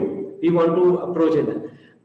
God forbid what has happened in 1 year, we have struggled to this struggle to work on a traditional environment or traditional accounting system with this one. This is one. But having said that, if you are providing only few services, when I say few services to them, maybe compliance services, you should, once they move into cloud, you should also start thinking that we will implement the because the first would be that what would be the implementation, right? Your existing data and all should be implemented. Implementation may have some cost. That is your one of the revenue stream. Second, after implementation, let them do some of the function which they can actually do, like say invoice and all, they can do it. But you are not going to repeat it because you are also having one login, same login he is also having it. That way you will be able to get into a regular accounting thing, or if not accounting, you can say that we'll start review work of a monthly basis and we'll charge a nominal fee of review. So review means your reporting and all MIS reports from cloud accounting software, by the way, is actually ready-made. In the sense you can actually just customize and configure it and it becomes a. So this is one of the things which you can actually do it.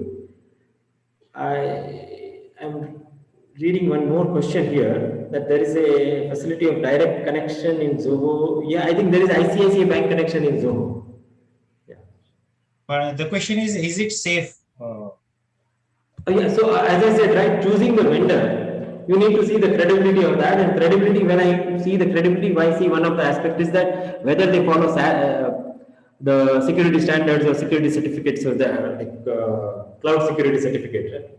Either they are whatever quality certified is there, where are the servers located? If servers are located, do they have a mirror server or backup server? So that is the lens which we should ask for, like 3 or 4 due diligence items, and then it was safe. Varun, one thing you mentioned, that even you can send a payment link to your client along with the invoice. Yes. So if we venture into this, is it safe to click on any payment link and make payment to our suppliers? Because there can be chances of some fraudulent phishing attack. Phishing or something like that. Whenever that's so when they send the link, right?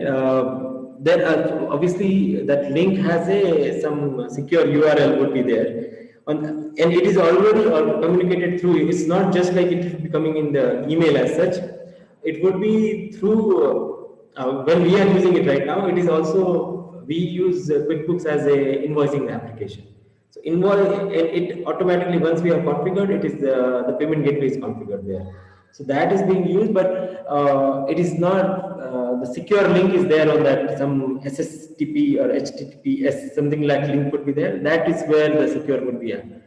Varun, apart from this link, is there any authentication process whereby once we approve it and then every time it is being verified? Yeah, it's through OTP. It would not be there. There would be a OTP will be going on that. Without that, it will not take money from the bank account, or it's not going with that. OTP of the bank owners. It's like if a client is there, you are doing on behalf of client will get an OTP if you are managing end-to-end function of this. I am asking because you have started this in Ahmedabad. There is one more question. Is it advisable to use QuickBooks available in India for accounting of US Canada clients? So is there any difference in QuickBooks at US Canada or India? Yeah, so as far as US QuickBooks is concerned, it is available online. QuickBooks Online is available for US version, also is available here. Desktop also, I think there are, you can get it download, you can download the desktop software or anything like that, that is there. So for US, there is no issue doing it in India. Answer to that is yes. The second part of the question, where people can, what is the difference between QuickBooks US and QuickBooks India? There is the entire architecture or design and the way navigation is all same. Except that the compliance difference, right? When we say GST, TDS compliance, those are the different part of it. When you are when you are entering a bill, you will have GST and those stuff. There you will have sales tax. That is the only difference which is there. And then accordingly, the tax reports are different. So we can take the question. I was talking about, right, payroll, management payroll, and is a big opportunity for chartered CA professionals. And here many in Bangalore, right, there are many people or CA firms who have embraced payroll only as a service. I'll actually have Rohit here to just Rohit Venugopal, right? He is the one who actually takes care of on the as a implementation and on the it's a payroll expert and specialist in this. If you can make him, he has something to share on to all the audience here on for payroll. Varun, I'll just do that. Varun, one small request. By the time we move on to that payroll, two short questions. One Yes, is, please. you told that there is a document upload facility in this portal. Is there any space constraint or like nature of documents that can be No constraint on that. There is no like no limit. PDF. You can put it like up to 1 terabyte also. I'm not saying 1 terabyte is the limit. Even if it is 1 terabyte, no constraint on that. Okay, and it can be in any format, PDF, JPG, or like. Yeah, PDF, JPG, whatever. Yes. And secondly, in this era of e-invoicing, and as many of the accounting softwares are also GSP service providers. Correct. So is there any facility whereby purchases can be directly inputted from QA or like that? Okay, I have not seen that, but I will tell them about this feedback on that. I think they are working on the GST piece, but I have not seen that in the current product. And honestly, I had not had the need about it as well until in our clientele. But yes, I will pass on that feedback to them.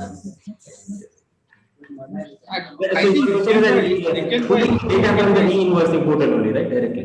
Yeah. So what happens is with Tally does both of them, right? So the moment you do it, you enter the purchases, it will automatically take you to the e-website, will generate the invoice for you as well, and automatically capture the data. So basically, if you enter the purchase, it is going to take across all the data. Now, I think I will like to enlighten also. One of my client, friend, is working on something where we'll be able to scan the purchase bill, and that would be automatically take all the data in, and then that would be automatically captured. So all you have to do is scan your bill and your purchases, and it will automatically generate all the entries. Yeah, so the one which I showed, right? You upload it, you scan it, auto scan, right? Smart scan they call it. So you scan it, and then it will go into that accounts payable portal, and from there it will go to push. So you don't need to enter. That's why that data entry will not be required now. Before Rohit sir can just step in, Rishabh, there is one more question from you. The AWS text track model indeed is a useful place to help you recognize text from the bank statements and invoices. Sir, any experiences on search working model for accounting? Can we integrate them into our routine systems? Yeah. So you are saying the manual, whether handwritten invoices also can it? Yes. Yeah, very honestly, sir, I just gone through the trial version for that, and it used to, it could be helpful. It was helpful to me at least to scan it. So I was wondering, like, is there any currently available accounting software which has implemented this? Or if not, then maybe can we integrate it on our own? Okay, so Rishabh Bhai, the answer to that question is yes. There is a software which has which has enabled it. Answer to that, yes, there is software like I think there is X I am seeing the one which I showed you the application. So it has enabled it, and from there it is getting into pushed into kind of accounting software. So when we say about whether it's like X is like a accounts payable only module. Okay. So AP module is there. From AP module, the data will go to accounting software. Okay. So that presents a good opportunity then. If there is nothing available in the market, maybe then there's yes, yes. And I would say that with that, we will be able to at least remove that, like client gives me like 500 invoices or so, which our team might be doing for 1 day or 2 days. Maybe in a couple of days we would complete, or even let's say as 1 day also. But if that is done, it is getting taken care. They can work on something else, and we can probably this will help like done in 2 hours or 1 hour, and then we can see how much just we have to just review it and then all of it. Further extending the same query, to what extent this QR code in e-invoicing will be helpful in automating it?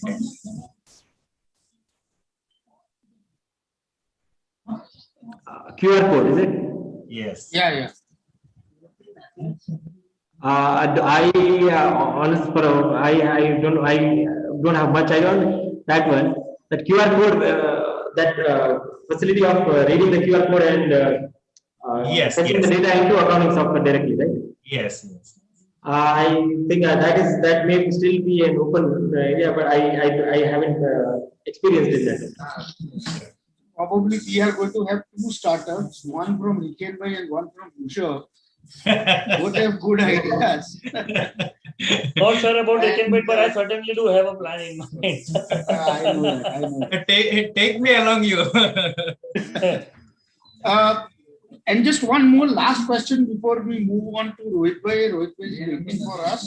Sir, how can we get this clients? I'm asking this because this is from Harsh. Because he's also started the practice in the same field.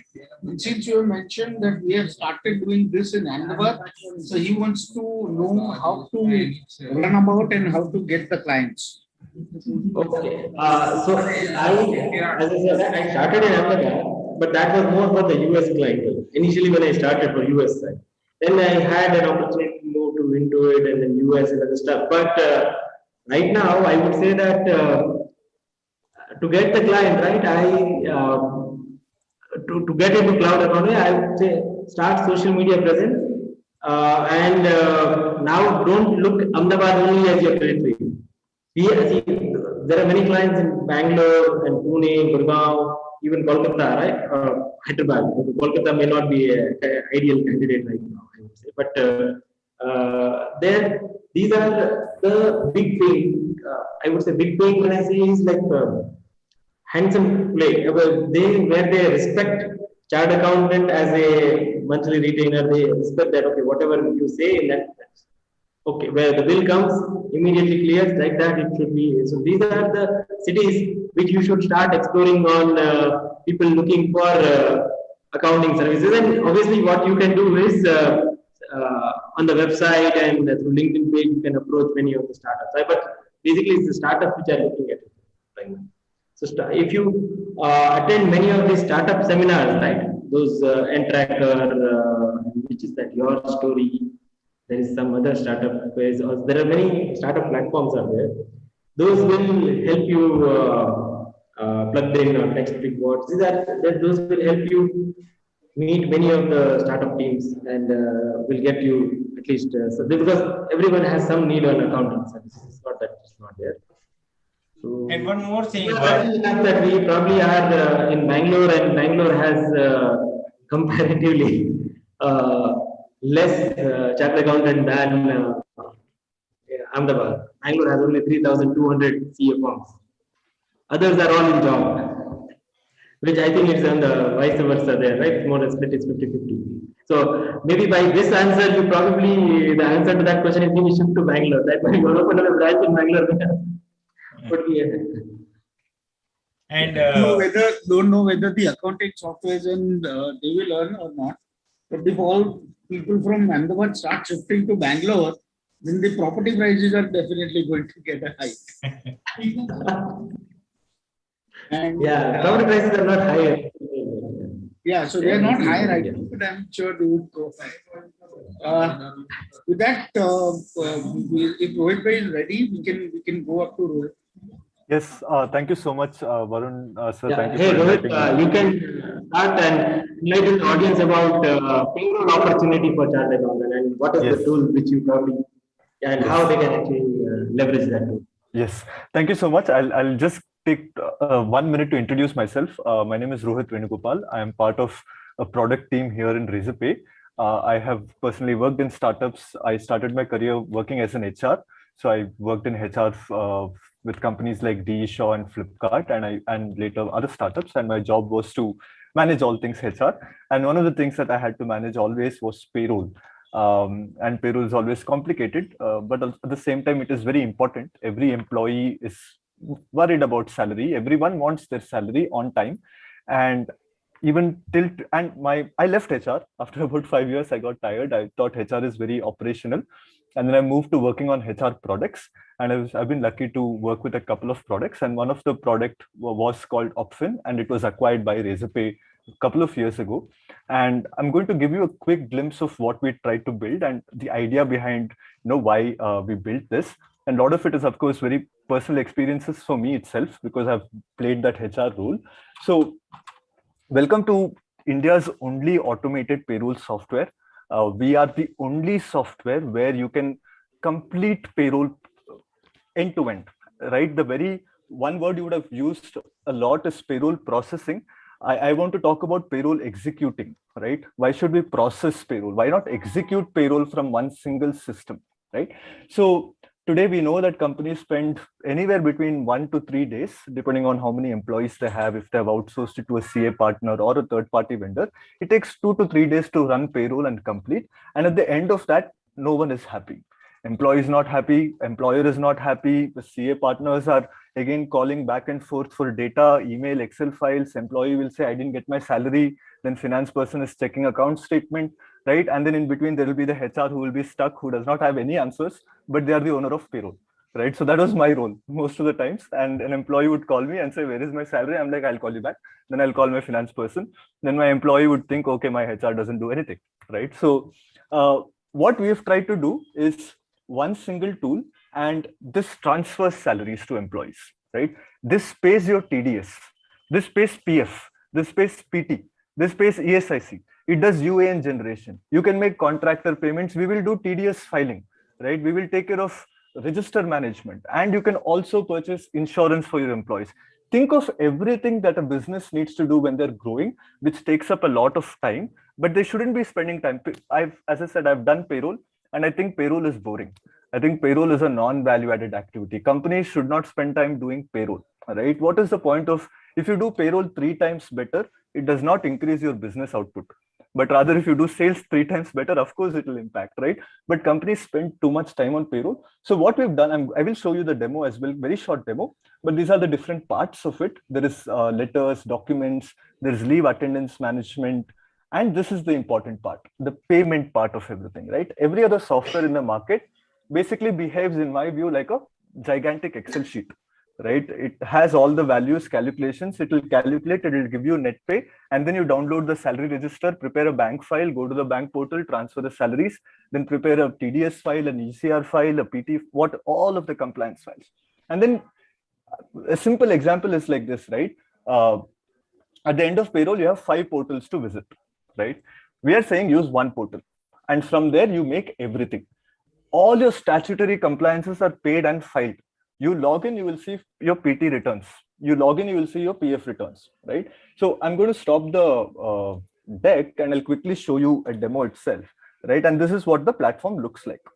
So we already work with a lot of CA firms, and what they do is basically they're able to add themselves on the customer's payroll account, right? And sorry, 1 second, is my screen visible? I apologize. Oh, the screen just went off. Sorry.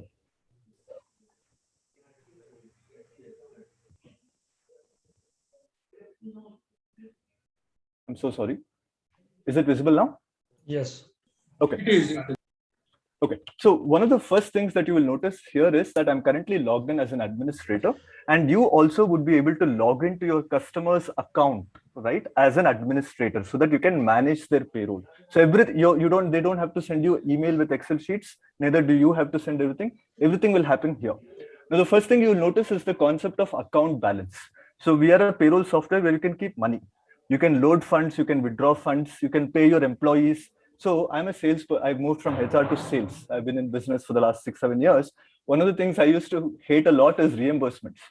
I have to spend money on behalf of my company and then follow up 5 times and wait 30 days to get my own money back. Right. And before that, I used to be in HR, and I've always heard employees complain to me saying, I don't get my reimbursements on time. Why should I? So in our case, we have companies who do reimbursements in under 30 minutes. Employee applies for a reimbursement, manager approves it, goes to one finance person or main reimbursement person. If you have balance in the account, you click on pay, employee gets the reimbursement amount within 30 minutes in his account. Right? No more heartache, no more follow-ups. Everyone knows. In fact, when I speak with founders, I tell them, why do you want the employee to spend money? Why don't you give some, you can set up different types of reimbursement. I've not set up, but you can also give cash advances, and employee can submit bills against that advance. If he forgets to submit the bill, it will get auto adjusted in the salary.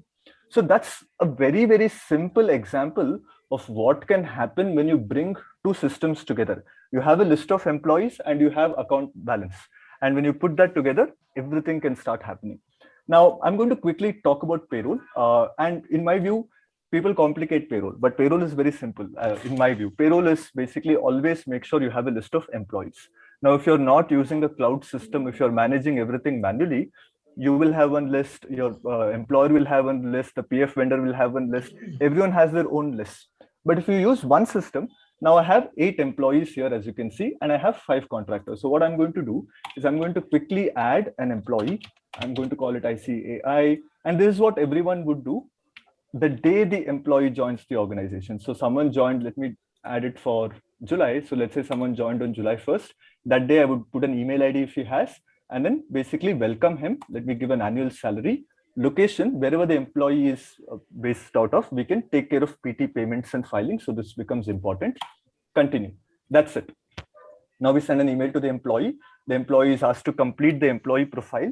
The first thing that we ask the employee to fill is bank account information, right? Because I've been that person when they call and say, hey, I didn't get my salary. And that's because I am filling out bank account information in some Excel sheet and giving it to my finance team, some formatting error, some 10 will go missing, right? And then that entire upload will fail. Then they have to look at what is different. In our case, when you execute salary payments, any error, if there is IFSC code error, employee will automatically get an email saying, hey, we are trying to pay you, but your IFSC code is wrong. Please log in, update the IFSC code.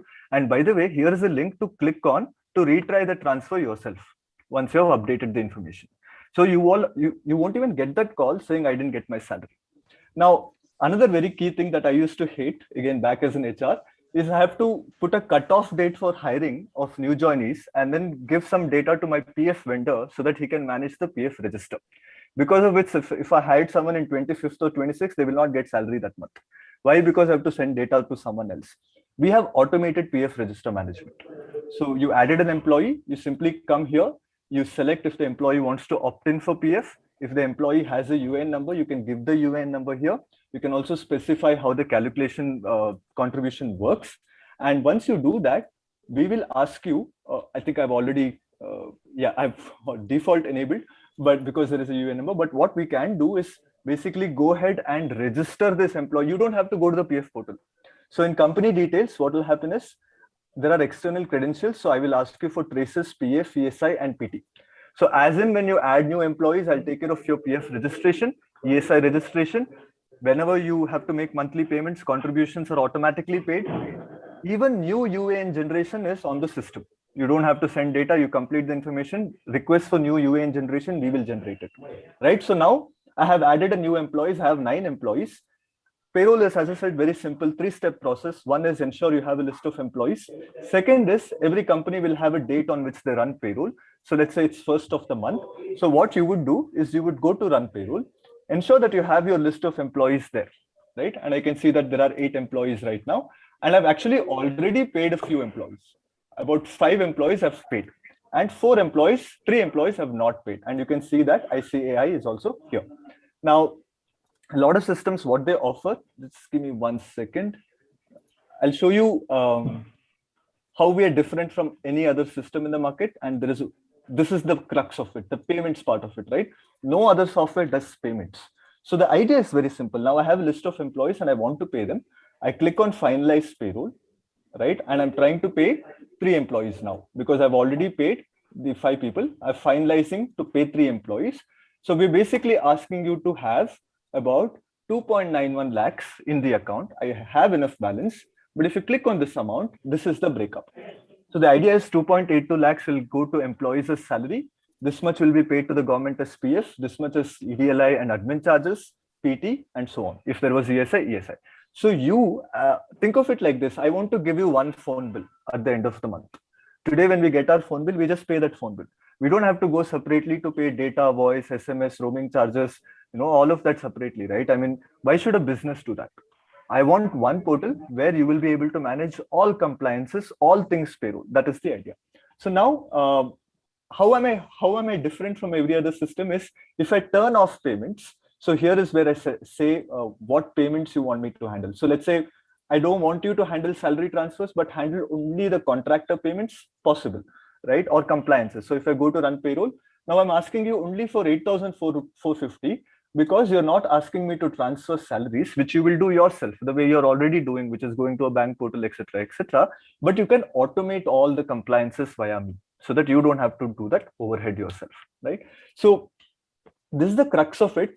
Everything else is automated. Everything else is pretty much simple. For example, we added the employee with the 24 lakh CTC. So one of the good things is payslips are always available.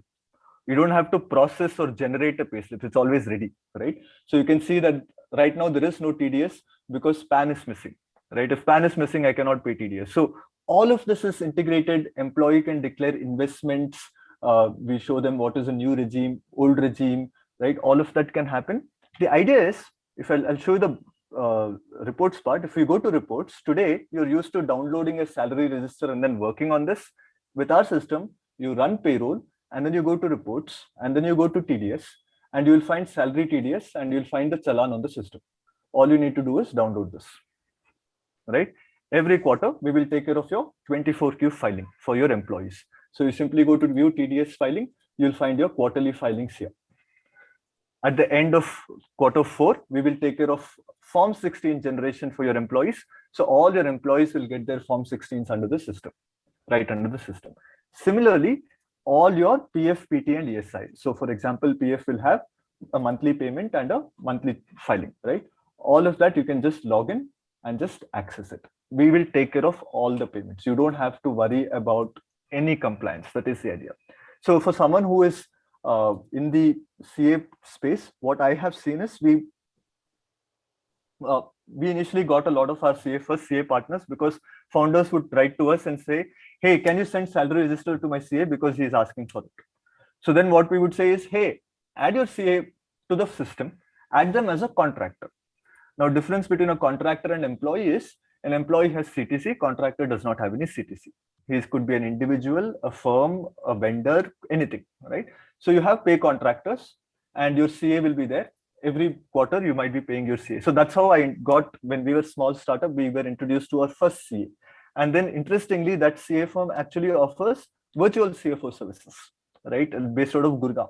So that is how we started. When the entire product was a 2-member team. So we were a 2-member team. We were serving close to 110 customers, and then we were acquired by Razorpay.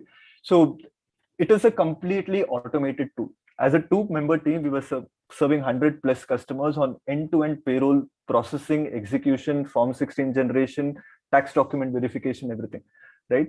So for a CA firm, the idea is very simple. Today, if you have to run payroll as a practice, it will make sense only at scale.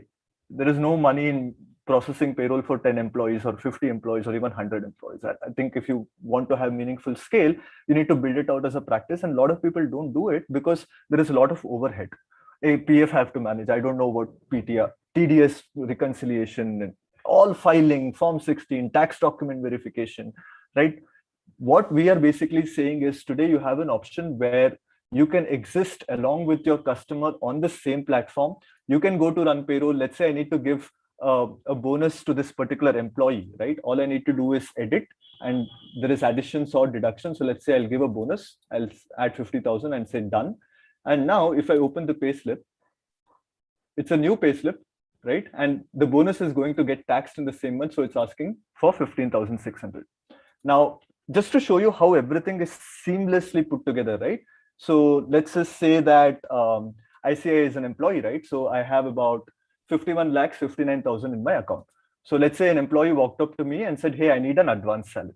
Very common situation. So a customer can simply go to the profile, go down, and 1 second, I think I have disabled advance salary.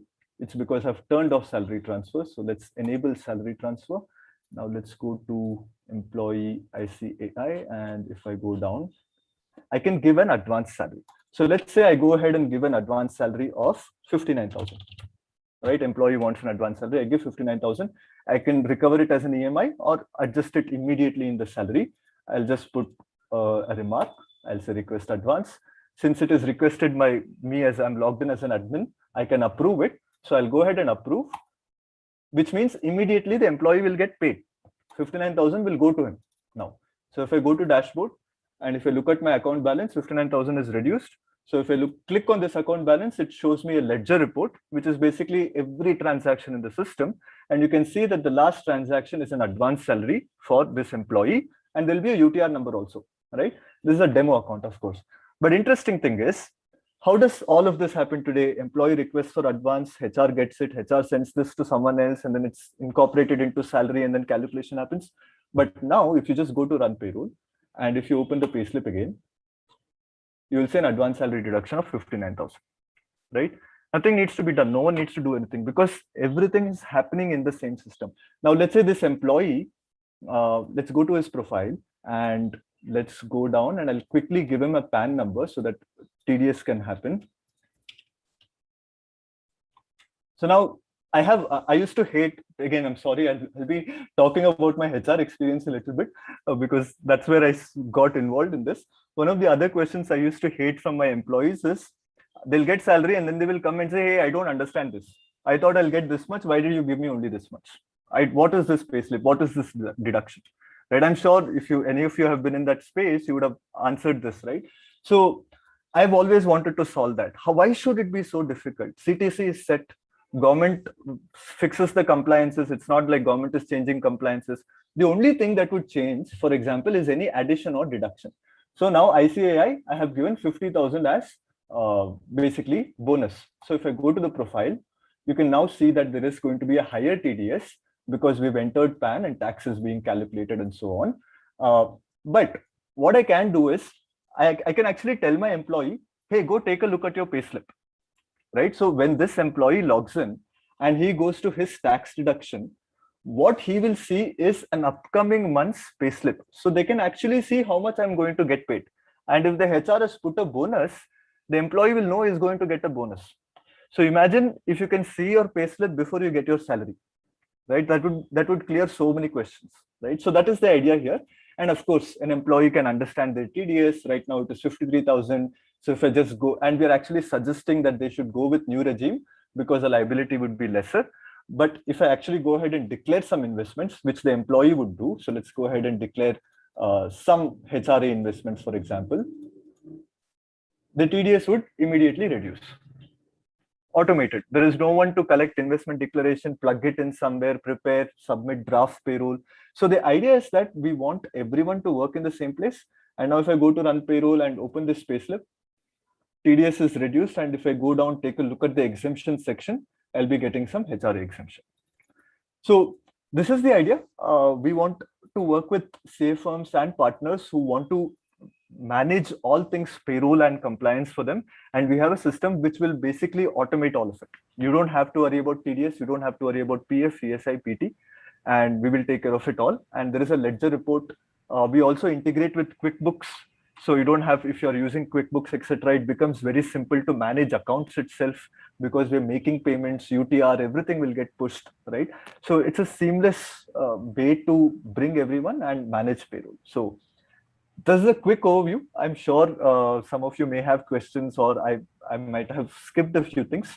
So if there is any particular question I can take now, but I would love to give a detailed demo to anyone who is here, who is interested, and I'm happy to sit and spend some time, understand. I think one of the questions was, how do we approach clients and what clients it could be? So as Varun sir mentioned, cloud is the future. Everything has to be in cloud. There is no escaping it.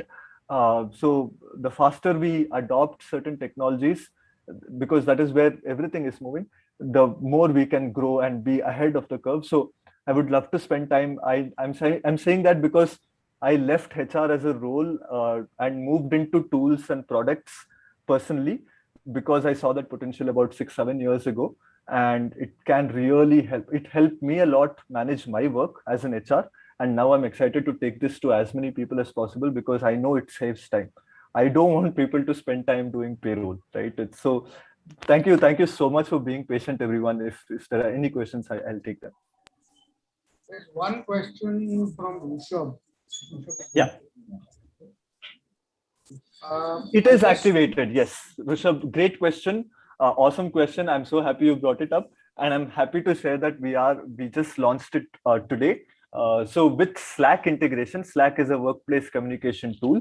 So what will happen is, can actually show that link. So within Slack, you will be able to completely run commands. So you can apply for leave, you can view your pay slips, you can claim reimbursements, everything on Slack, right? There are simple snippets. So you can say /reimbursement, it will ask you to apply. So you don't even have to go log in some other place. You can do it in Slack, which is what you use to do your company work anyways. So these features, again, these are all tools that a lot of startups use. So that's why this is there. And again, very, very useful to who wants to spend time applying and approving leave, right? I mean, I get very worried when I spend time with some companies who spend one day looking at attendance data, right? Just attendance data, they'll spend one day. But if they've actually spent 6 hours of that one day in trying to understand how they can bring better policies, they don't even have to track attendance. Maybe some industries I understand. Some industries in tech, etc., people who track time. So yeah, I think this is another great thing. We want to automate. We are not an HRMS. I don't have recruitment. I don't have performance management. I don't have things like that. It's not HRMS. We want to only focus on whatever is non-value added, operational task, right? That is what we want to solve, not strategy stuff.